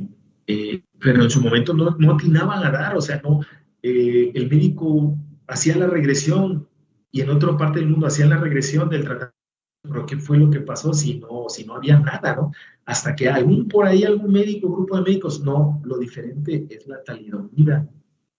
A ver, vamos a observar a una madre que no lo tomó por creencias, por religión, lo que ustedes quieran, gusten y manden, por costumbres familiares, no tomó talidomida, contra otro que sí, porque acuérdense que era un símbolo de estatus. O sea, las familias bien, las mujeres embarazadas de familias bien, tomaban talidomida sin saber el problemón que se venía encima, ¿no?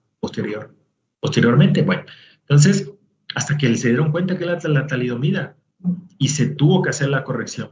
Si les toca estar conmigo en química farmacéutica, veremos la otra parte, la otra mitad de la historia de la talidomida.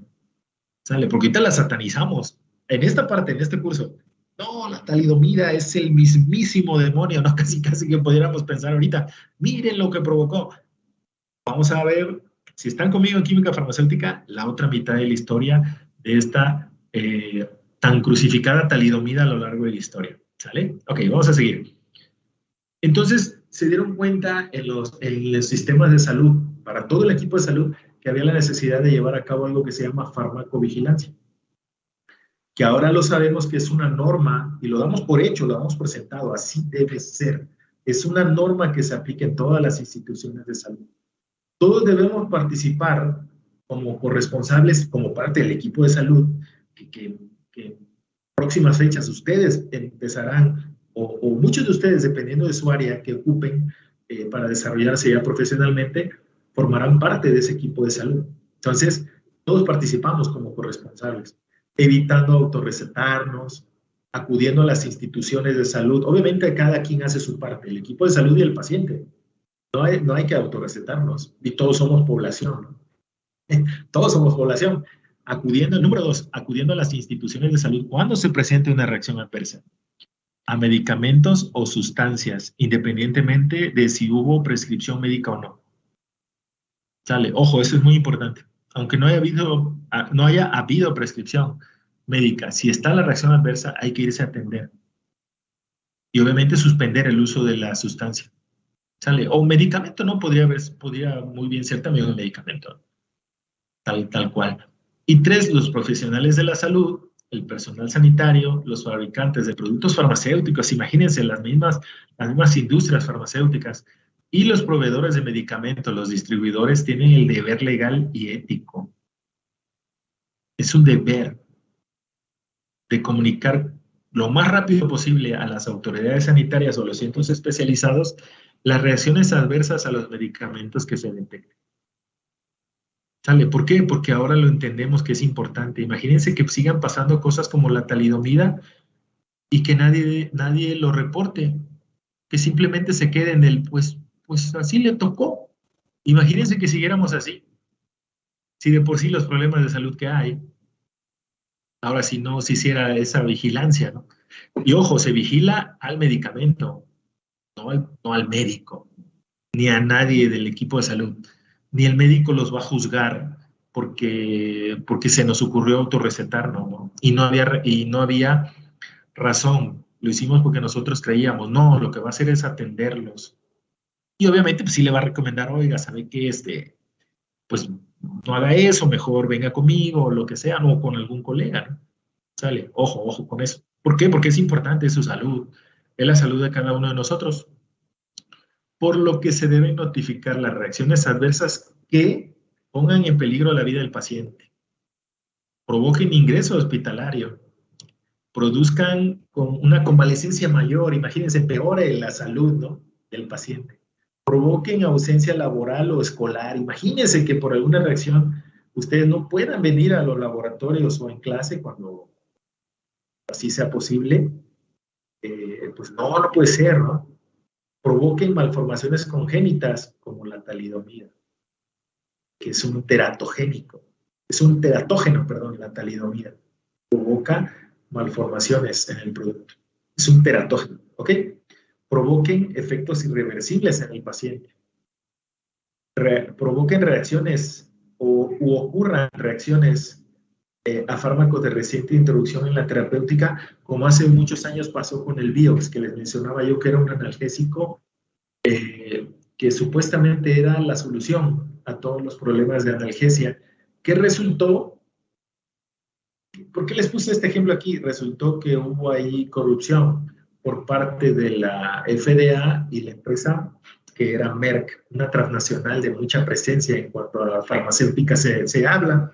Cuando de farmacéutica se habla, truquearon los datos y salió Vioxx al mercado y resulta que incrementaba el riesgo de fallo cardíaco. No recuerdo ahorita si era infarto o algún tipo de distinto a pero de afección cardíaca.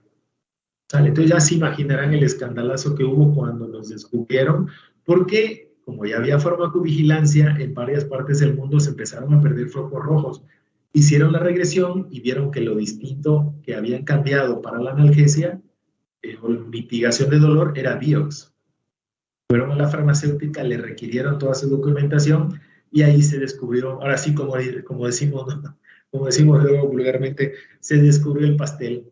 Resulta que truquearon los datos del laboratorio y los resultados para que saliera de que era la maravilla y seguir adelante porque ya habían invertido muchísimo dinero. Hubo un corredero de gente y multadero de distintos momentos a Merck y resultó que hasta personal de la FDA pasaron por alto esa reglamentación en su momento para cada etapa, hasta que llegaron a instaurarlo como un medicamento al Vioxx. Y resultó que varios de la FDA tenían tenían participación en esa empresa farmacéutica. Entonces imagínense que el escándalo, ¿no? O sea, él era juez y parte, el trabajador de la FDA o ese funcionario de la FDA, porque tenía él acciones en la empresa y obviamente le convenía que Vioxx saliera al mercado. ¿Sale? ¿Por qué? Porque en teoría con toda la comercialización que se hizo, iba a desbancar al estándar de oro en ese momento en cuanto a analgesia se refería, ¿no? ¿Sale? Por eso les puse aquí Vioxx. Y finalmente se deben notificar las reacciones adversas que puedan producir reacciones mortales. Pero es importante, ¿no? Pero ¿qué pasa también? Estamos hablando de medicamentos o de alguna sustancia que sirva como diagnóstico. Pero también es necesario advertir que los productos milagro anunciados en medios de comunicación masivos prometen beneficios que hasta el momento el sector médico o el sector salud no ha comprobado ni avala tampoco, por lo que pueden crear problemas de salud. Un producto milagro que se les ocurra, si gustan escribirlo en el chat o se abren su micro. Adelante. A mí se me ocurre el Life, Omnitrition, ¿cuál otro? Pues a mí se me ocurren esos. Pues Herbalife, ¿no? Herbalife, que es la actividad que cierra nuestra experiencia educativa. A ver si les ocurre otro, aquí lo escriben, por favor, que hay, son varios.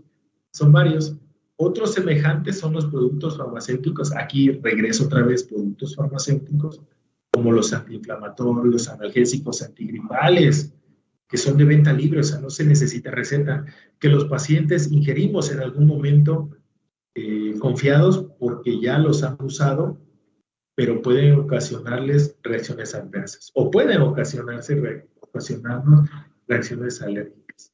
Menciona a su compañero Ricardo Jarillo, aquí en el chat, Inmunocal. Ok, ¿alguien más? Inmunocal. Pero a todo esto estamos dando vueltas y vueltas por todos lados. ¿Cómo funcionan los medicamentos? Número 1, curan la enfermedad, como el uso de antibióticos para tratar una infección. Claro. Número 2, controlan la enfermedad. Por ejemplo, un medicamento para controlar la diabetes mellitus o los valores de glucosa en sangre, como la glibenclamida, por ejemplo. Hay muchos más, y los mencionaremos cuando veamos las reacciones adversas cuando se combina medicamento con alcohol. ¿Sale? ¿Ok? Número 3, tratan los síntomas como un analgésico para mitigar, para calmar el dolor, para poder sobrellevarlo. ¿Sale? Y número 4, previenen la enfermedad. Como ya mencionamos, previenen, por ejemplo, las vacunas. Las vacunas previenen una enfermedad, es un tratamiento profiláctico, preventivo, ¿sale? Pero todo esto, ¿el tratamiento prescrito por el médico causará algún efecto adverso? Puede ser. Todos los medicamentos pueden causar un efecto adverso, aunque la mayoría de las personas, pues no los experimentamos. Número 2, el beneficio esperado será mayor que el riesgo de sufrir efectos perjudiciales. Siempre debe ser así. O idealmente debería ser así. Se conocen los efectos secundarios de los medicamentos, por lo tanto, serán mejor controlados. Por eso es importante documentarlos y reportarlos. Reportarlos y documentarlos. ¿Ok? Claro que sí. Pero si el tratamiento prescrito por el médico, claro que puede causar una reacción adversa. Pueden haber estado tomando tal o cual tratamiento por años y de repente se presenta la reacción adversa. Chale. ¿Cómo puedo clasificar la presencia de un efecto adverso? Por su presencia, por su número de presencia, por su porcentaje, por la probabilidad de sufrirlo, y se clasifica así. Por probabilidad muy frecuente, ocurre en más del 25% de los pacientes que toman el medicamento. Ahorita toco el chat, ya vi que escribieron algo. Frecuente, entre el 10 y 25% de los pacientes que toman el medicamento pueden ser afectados. Ocasionalmente pueden verse afectados entre 1 y 9% de los pacientes que lo toman. Y excepcionalmente o raramente, se suena raro, rara vez, disculpen a ustedes, menos del 1% de los pacientes que toman el medicamento sufren el efecto adverso. Y obviamente suelen ser los más graves, ¿por qué? Porque es muy raro, no se observa comúnmente y a veces tarda en darse un tratamiento adecuado que pueda mitigarlo, ¿sale? Que pueda detener esa reacción adversa, ¿no? Porque a veces no se atina a la fuente que lo está induciendo, ¿sale? A ver, menciono lo que dice aquí en el chat Víctor Armando. Ahora ya veo por qué el jabón asepsia ya no se comercializa. Trae más riesgos que beneficio. ¿O son cápsulas igual? A ver si estoy correcto. Creo que ese jabón asepsia y que incluso hasta en tableta, en cápsula lo vendían, era para el tratamiento o el manejo de el acné. Sí, profe. El acné, ok, no servía, no hacía nada o salía peor, provocaba irritación o dermatitis por contacto, algo así. Yo sabía que ¿cómo se llama? Afectaba mucho más la piel, ¿no? En este caso, y salía más acné y todo eso. Oh, ya, ok, entonces probablemente, como menciona, ya lo retiraron del mercado. Porque también puede ser que lo retiraron, pero al darse cuenta el consumidor lo deja de comprar. Entonces se va quedando y si no se vende, pues la empresa tiene que ajustar y dejar de producirlo. También esa puede ser otra forma, ¿no? Sale que el mismo consumidor opte por ya no usarlo porque no observa el beneficio que ofrece. Sin embargo, pudiera estar observando mucha resequedad o que se exacerbó la presencia de acné u otra afección en la piel, ¿no? Imagínense un enrojecimiento ahí en la piel y permanente. Pues no, ¿no? A mí sí me funcionó, mencionaba acá su compañero Alex Adán. Claro, el factor estocástico, acuérdense, la variabilidad biológica. Lo que para unos es bueno, para otros es malo. ¿Sale? Por eso les decía yo cuando entro a este tema, porque lo que para unos es chistoso, para otros es ofensivo, ¿no? Ay, ¿cómo se les ocurre decir eso? ¿Sale? Variabilidad biológica. Pues por acá menciona su compañera Dalila, a mí no. A mí no me funcionó. Ok, sí, depende del caso, depende de la persona, depende con qué otro producto se combine también. ¿Sale? Ok, tomando dosis altas aumenta el riesgo de sufrir efectos adversos. Claro que sí. Si tomándolo como debe ser, puede presentarse una reacción adversa. Ahora imagínense aumentando la dosis. Para obtener el efecto máximo el medicamento, se necesita tomar la dosis que el médico ha indicado y que estará en función del diagnóstico, lo que él observe. Por eso también es importante cuando vamos al médico decirle pues todo, ¿no? Todos nuestros padecimientos, lo que sentimos, lo que nos molesta, dónde nos duele, dónde no nos duele, dónde nos pica, dónde no nos pica. Es importante porque así él puede prever un buen tratamiento en base a su experiencia y todos los signos y síntomas que uno exprese. Por eso es importante. Hay muchas veces que por pudor, o qué va a decir el médico, qué va a pensar de mí que ando haciendo tal o cual cosa, ¿sí me entiende? Es importante que él se entere o ella se entere, ¿no? Porque hay ambos géneros de médico. Es importante porque si no, el médico, si no tiene la información completa, a lo mejor el tratamiento no es el mejor y pueda provocar o inducirse ¿cómo se llama? Una convalecencia menor, es decir, un paso por la enfermedad más largo que lo que pudiera haberse abreviado, ¿no? ¿Sale? Se recomienda no modificar la dosis sin hablar antes con el médico. Por lo que les digo, ¿no? Si tomándolo como se indica, luego ocurren situaciones, ¿ok? ¿Cómo puedo reducir el riesgo de sufrir efectos adversos? Pues tomando los medicamentos como el médico lo indica. Esa es sí una clave, ¿no? Una medida clave. La dos, tener cuidado al mezclar medicamentos. Algunos no deben administrarse juntos y más adelantito les presento unos ejemplos. Si se va a tomar un medicamento nuevo,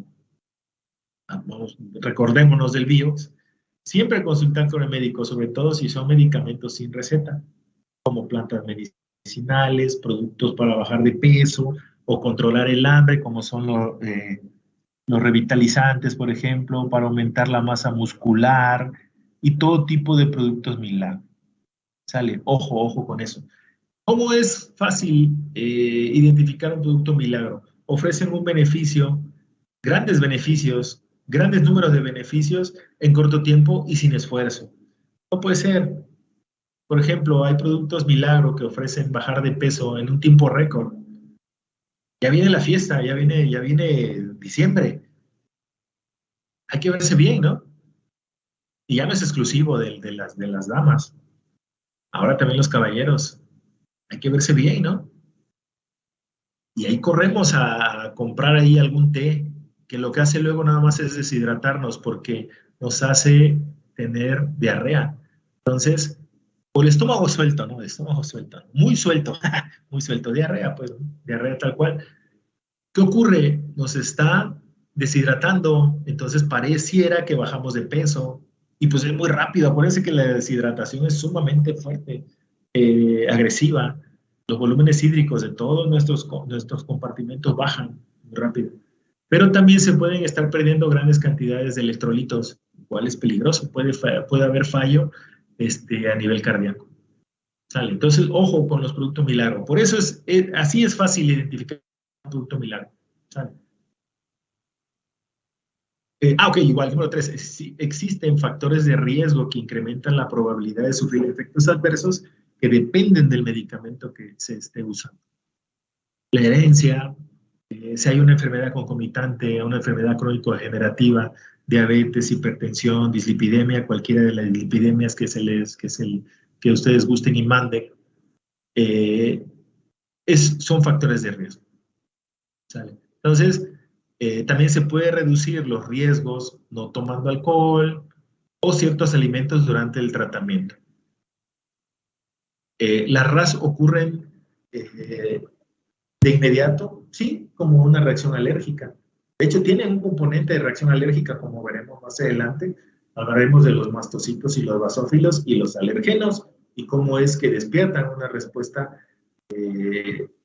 alérgica, que un fármaco también puede hacer las veces o comportarse como alergeno, ¿no? Sin ser alergeno, ¿no?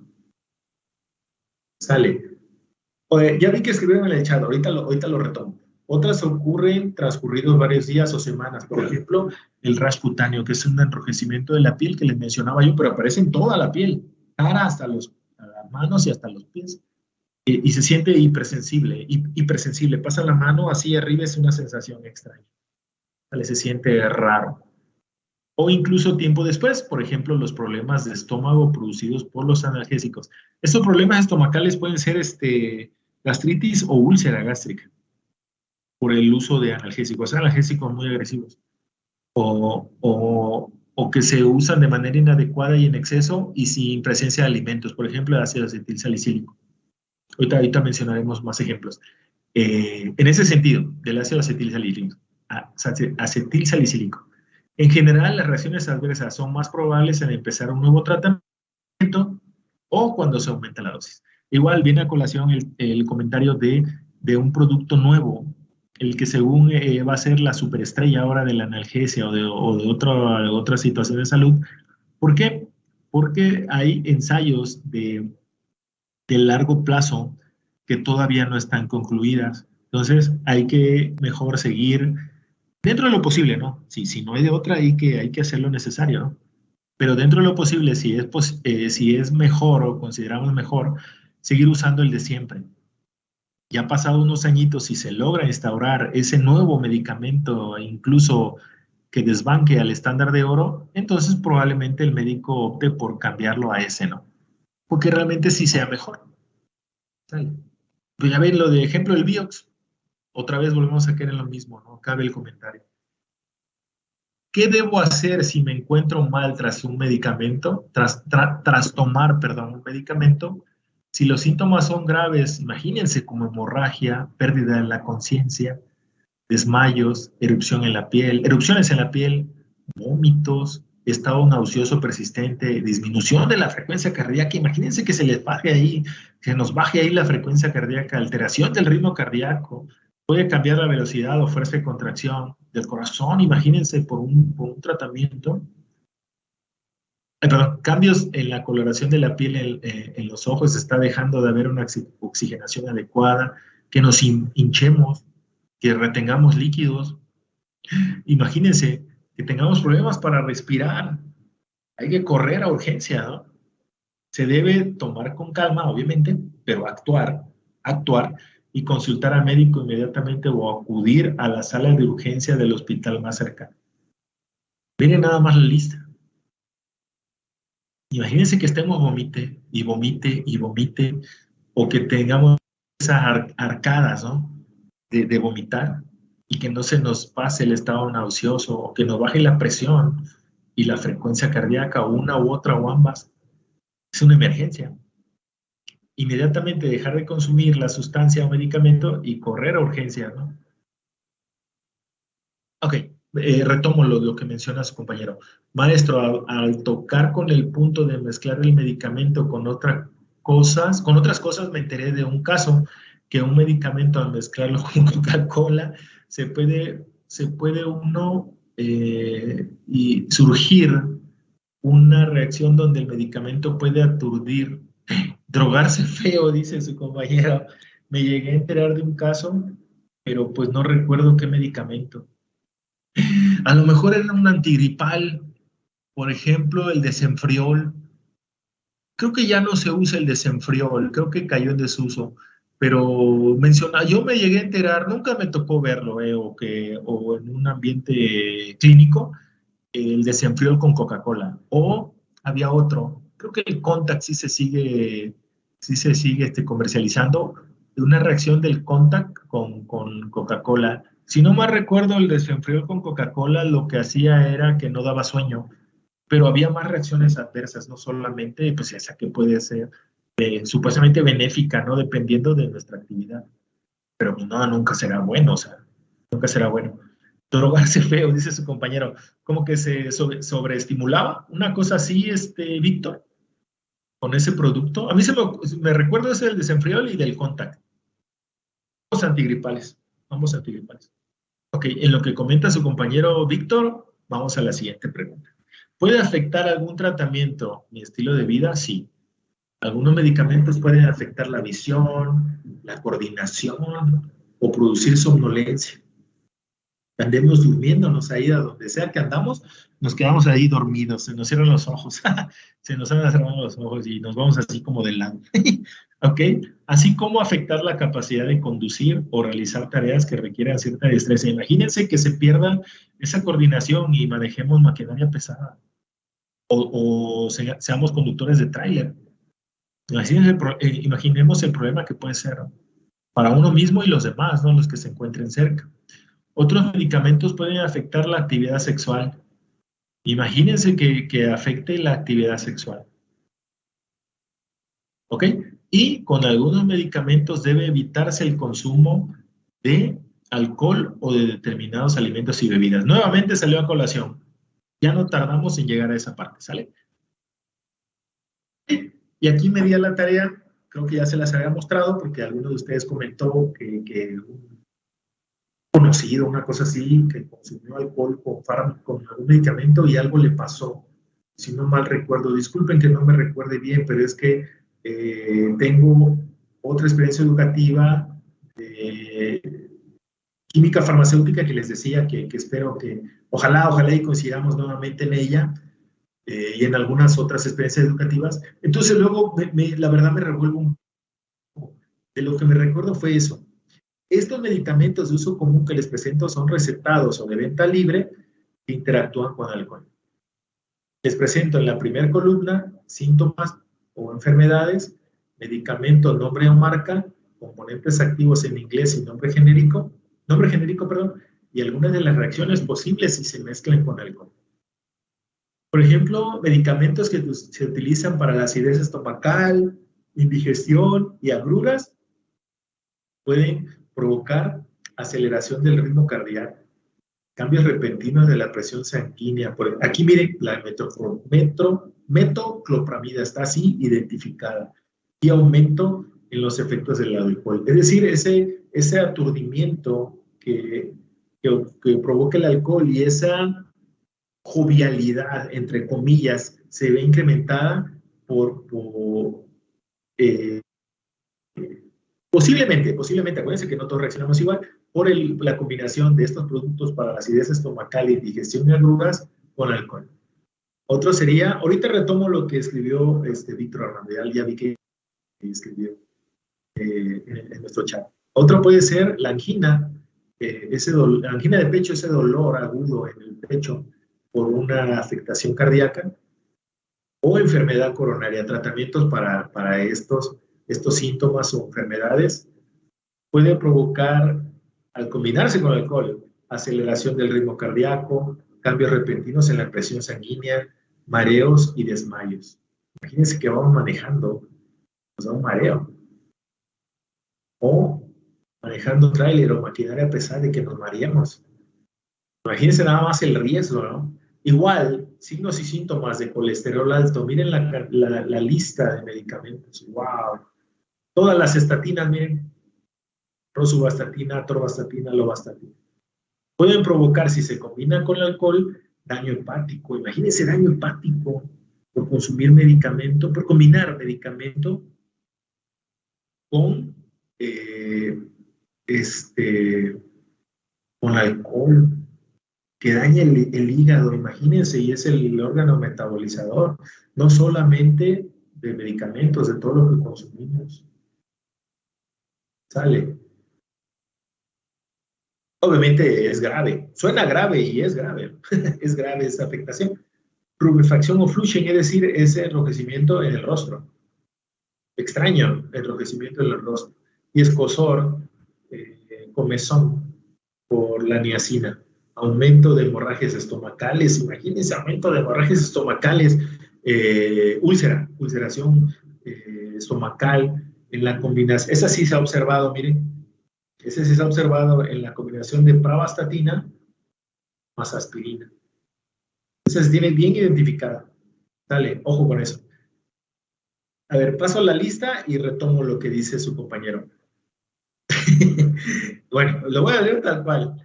Chale, a mí me golpeó en la secundaria la clorfenamina compuesta y me dio sueño. Sí, cómo no, hay antigripales que también tienen ese efecto. Sí.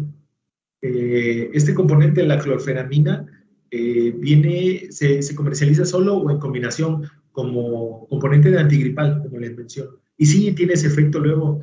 Y no, cómo no, anda uno como noqueado, la verdad. Yo creo que nos ha pasado más de uno de los que estamos aquí en esta reunión, ¿no? Igual menciona a su compañero Víctor, me la dieron por alergia a cambio de clima en vez del, sí, ¿no? Y era la loratadina, que es más ligera y les recomiendo que nunca la tomen en la mañana por esa reacción adversa. Sí, claro, ¿no? Imagínense empezando el día y tomarse por la mañana la clorfenamina y que andemos durmiéndonos por todos lados. Desde la mañana, ¿no? Imagínense que llego yo a clase, aquí que estuviéramos en presencial y llego, ¿qué pasó, jóvenes? Muchos buenos días y todo, y les paso lista y en lo que carga la computadora la presentación, y ven que empiezo a cabecear ahí, ¿no? Imagínense el show ahí y la situación, ¿no? Y puede ser porque tomé clorfenamina o un antigripal y no porque me haya desvelado o lo que sea, ¿no? Vale. Ok, aquí menciona a su compañera Yulisa, profesor, igual está el caso de la ranitidina y el daño de los excipientes. Y cómo no, ¿se acuerdan que, bueno, creo que fue en esta experiencia operativa que les mencioné el efecto de la ranitidina en los pacientes, que resultó que todo el paciente siempre quedó como, dice Víctor, como, y pone un payasito, siempre quedó como payaso. No sé si a eso se refiere, Víctor Armando, si nos aclara, por favor. Gracias. Que resultó, les comentaba, eso que dice su compañera, sí, el daño de los excipientes resultó que había trazas de, ¿qué trazas era de? No, arsénico, no, cianuro. Ya no me recuerdo bien, eran trazas de, creo que era trazas de arsénico, si estoy equivocado me corrigen, por favor. Creo que era trazas de arsénico que encontraron en ranitidina. Y les hago el comentario muy rapidito, no sé si fue a ustedes que ya les había comentado, que resultó que quién sabe cómo estuvo el asunto, que en algún momento algún paciente sí lo necesitaba y ingresó al IMSS y le dieron ranitidina, ¿no? Bueno, pues era indicado, pues algo por ahí pasó, así como el teléfono descompuesto, que resultó que los demás médicos que observaron eso, a todo el que ingresaban, le daban ranitidina sin necesitarla. Entonces resultó que empezó a haber desabasto, pero ya cuando hicieron la regresión del asunto, dicen, no, pero ¿cómo que se acabó la ranitidina? Si había suficiente cantidad, ¿no? Pues se dieron cuenta que a todo el paciente que llegaba la ranitidina, pero pues, pasó por meses hasta que hicieron, pues, reunión, ¿no? Oye, ¿qué fue lo que pasó? ¿Por qué tú dabas ranitidina? Pues es que vi que así la estaban dando. Y el segundo me dijo, oye, ¿por qué tú estabas dando ranitidina a todo el que ingresaba? Porque vi que le estaban dando. Y así se hizo el teléfono descompuesto hasta que cayeron en la cuenta que por ahí hubo un cambio de la información, confusión, y entonces resultó que a todo el que ingresaba, aunque ni siquiera eran cosas del sistema gástrico, le daban ranitidina. ¿Sale? Pero sí, eso de la ranitidina, creo que sí fue con arsénico que encontraron trazas de esta sustancia en este medicamento. ¿Sale?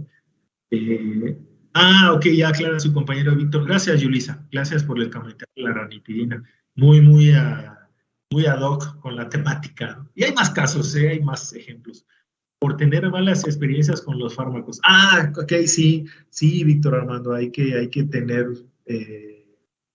tomarlos y estar al pendiente, ¿no? Y no olvidar que lo tomamos, porque luego ocurre que nos sentimos mal o algo nos ocurre como el ejemplo rash cutáneo o resequedad de la boca o los ojos, o sentimos como que nos cuesta trabajo un poquito ahí respirar, y no atinamos, ¿no? Es que me tomé cafeaspirina, por ejemplo, ¿no? O ahora que veo que empezaron a comercializar, o a lo mejor yo no lo había notado, ¿cómo se llama? Paracetamol en presencia de cafeína, la combinación. Y luego no atinamos a decir, bueno, algo distinto que hice fue la cafeaspirina, ¿no? O me la tomé con la coquita, ¿no? La Coca-Colita fría. Eso antes no lo había yo hecho. Luego no prestamos atención, ¿no? Bueno, también luego estamos inmersos en nuestras actividades. Sería importante tener siempre presente eso, ¿no? Sale, es importante, ¿no? Se trata de nosotros. Ok, igual medicamentos para el tratamiento de la diabetes. ¿Cuáles pueden ser las consecuencias? Niveles de azúcar anormalmente bajos, enrojecimiento del rostro, náuseas, vómitos, dolores de cabeza, aceleración del ritmo cardíaco, cambios repentinos de la presión sanguínea. Miren nada más cuántas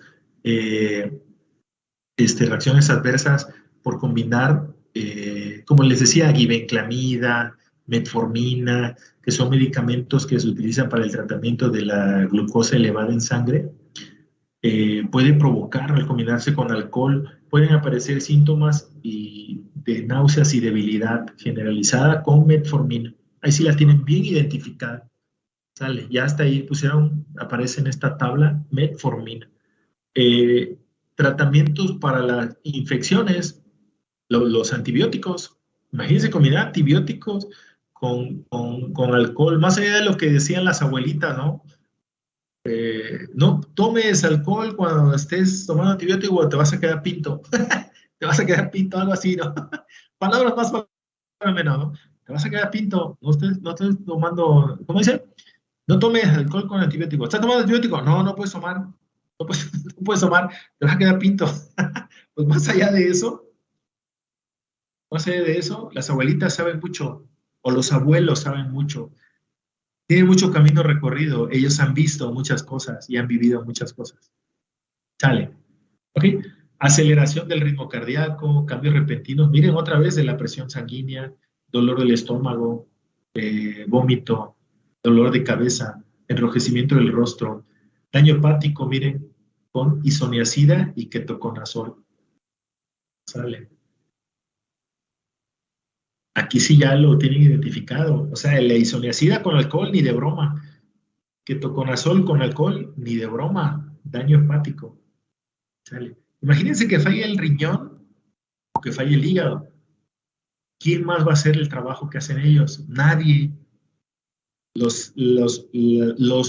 Las sustancias a que da origen el hígado, que son los metabolitos, y lo que depura el hígado, es decir, el riñón, lo que filtra y se elimina y lo que reabsorbe, nadie más lo puede hacer.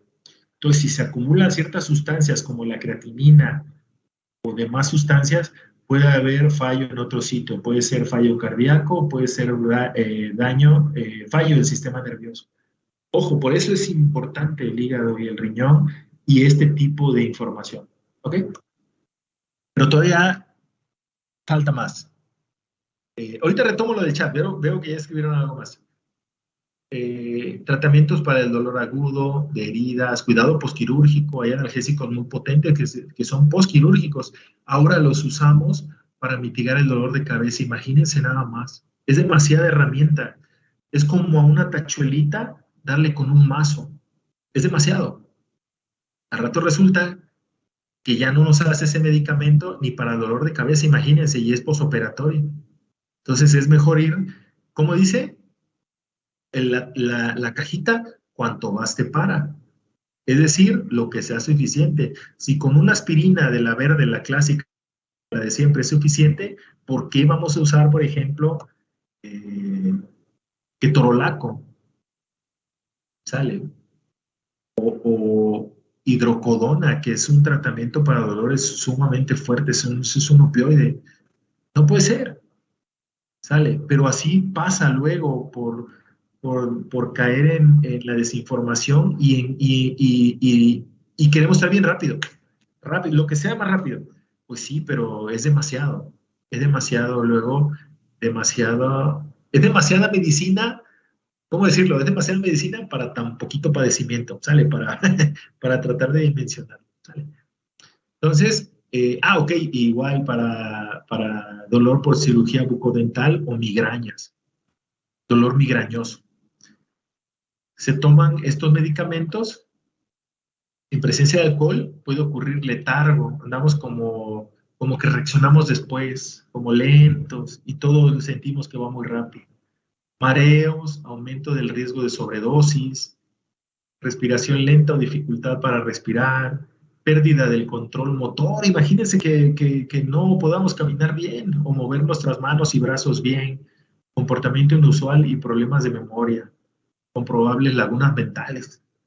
Medicamentos para la presión sanguínea alta, es decir, para la hipertensión. Miren nada más la lista.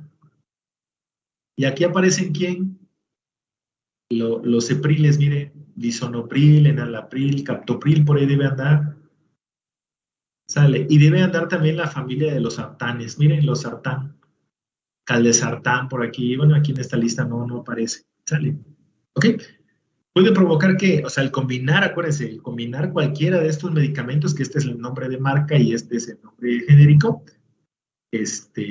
perdón, para este caso, con alcohol, ojo, puede provocar mareos, desmayos, letargo, problemas cardíacos, tales como cambios en el ritmo cardíaco, una arritmia. Imagínense que se acelere, y luego nuestro funcionamiento cardíaco. Es un problema. Es un abastecimiento inadecuado en el llenado de las cámaras y la salida de la sangre oxigenada a todos los rincones de nuestro cuerpo. Sale. No es normal. ¿Ok?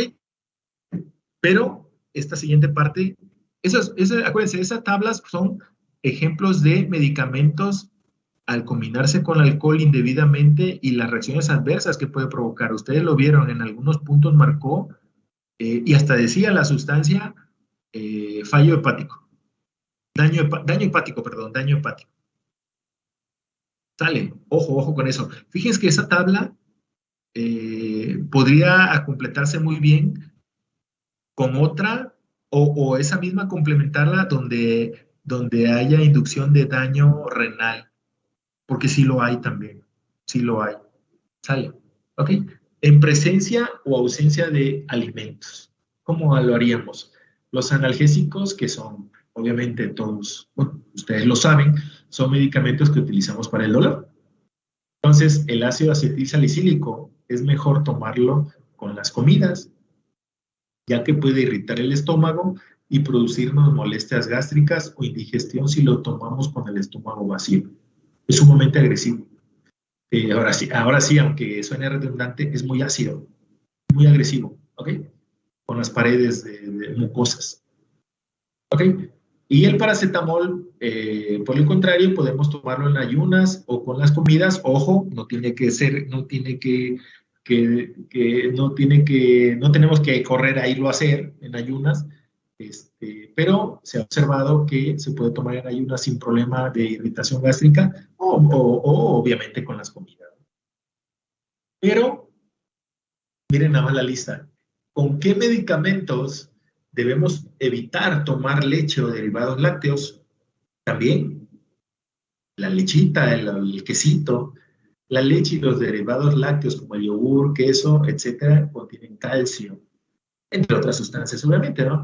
El calcio hace que algunos medicamentos no se absorban bien y que no hagan el suficiente efecto. Los medicamentos que interaccionan con el calcio son estos antibióticos, el ciprofloxacino y el norfloxacino. ¿Vale? Y también vienen medicamentos para la osteoporosis. Fosamax, Actonel, Alendrocare, Bifual, Fosavan, Bondensa, Bondronat, son una gran cantidad de medicamentos que son tratamiento para la osteoporosis. No deben tomarse en presencia de alcohol o derivados lácteos, y tampoco estos antibióticos, porque bajan su eficacia. ¿Sale? Lo que más te crees.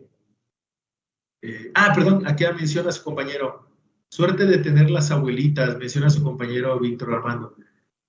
Ciertamente, Víctor, ciertamente. Los abuelitos tienen mucha experiencia, mucha experiencia. Sale. Y hablando de los juguitos también, frutas cítricas, o comer fruta, ¿no? O comer fruta o tomar su jugo. Frutas cítricas como el limón, la naranja, la mandarina. Estos evitarlos cuando se toman medicamentos antiinflamatorios como el ibuprofeno o aspirina. Pueden provocar acidez estomacal o reflujo ácido. Imagínense que el ácido clorhídrico, que es el jugo gástrico, retorne en el tracto digestivo, puede provocar pues daño en la mucosa o quemaduras, pues, ¿no? Quemaduras, pues es un ácido, ¿no? Es un ácido, sale. Daño en la mucosa, ¿por qué? Porque ese conducto que guía hacia el estómago no está diseñado para contener el ácido gástrico. El estómago sí, que tiene su capa mucina profusamente presente, ¿no? Ahorita retomo el chat. Los jugos de frutas, como la naranja, la manzana y bebidas de cola, miren, aquí sale, pueden modificar la farmacocinética de ciertos medicamentos, es decir, el ADVE, desde su absorción hasta la eliminación, pasando por el metabolismo, sale, pasando por su distribución y metabolismo, para hablar en orden, sale. Por ejemplo, aumento en la absorción de los fluoruros, disminución en la absorción de estos medicamentos, atazanavir, beta-bloqueadores, fluoroquinolonas o el antifúngico triazol. Evitar su consumo abundante de estas frutas cítricas con ampicilina y sus derivados, eritromicina, oxacilina y sus derivados, y cabe resaltar que, por el contrario, los jugos de frutas ricas en vitamina C favorecen la absorción del hierro. Ahí es al contrario. Ok. Ay, perdón. Ok, avanzo y retomo lo que menciona su compañero Víctor Armando. Maestro, una pregunta. ¿La aspirina forte qué tiene de diferencia con la aspirina clásica que conocemos? ¿Es la dosis o es otro compuesto que se agrega? ¿Tenía esa duda? Ay, no sé. No sé. A ver, déjenme ver si lo logro. Si lo logro checar aquí, repito, lo voy a escribir aquí en el buscador. A ver qué menciona. Es que no recuerdo. Yo entiendo que si es aspirina forte, debe ser más dosis. En lugar de 500, a lo mejor lo subieron a 600. Cafiaspirina, no, esa es cafiaspirina forte. No, pero tal cual aspirina forte. Porque hay otra aspirina que es la efervescente, que esa actúa más rápido porque se evita la fase de disolución y micronización y disolución de la forma farmacéutica. Sí, efectivamente, es aspirina forte, la verde, la clásica. Miren, lo voy a pegar a que parezca así como un comercial. Es pura, ahora sí que es puro ácido acetil salicílico, Armando, y bueno, a toda la clase se los menciono. pero la subieron la dosis a 650 miligramos, por eso es aspirina fuerte. Sale, porque la otra es cafiaspirina, y hay cafiaspirina fuerte además. Sale, sí, 650 miligramos, Víctor, y toda la clase se lo comento, es más dosis. Sale. Ok, aquí me detengo. En esta diapositiva en la que es pertinente conocer algunos de los efectos secundarios o reacciones adversas de ciertos medicamentos, que viene un listado de medicamentos y las reacciones adversas y cómo se llevan a cabo algunas reacciones adversas, por ejemplo, la anafilaxia o shock anafiláctico, es la parte que continúa.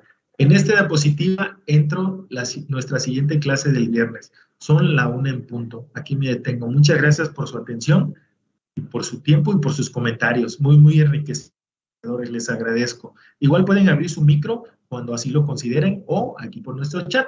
Acuérdense que estamos en contacto por cualquiera de las vías que ya hemos estado usando y, como siempre, me espero que se retire el último de ustedes y al final me retiro yo. Que estén ustedes bien. Buena tarde. Hasta luego. Cuídense. Bye bye.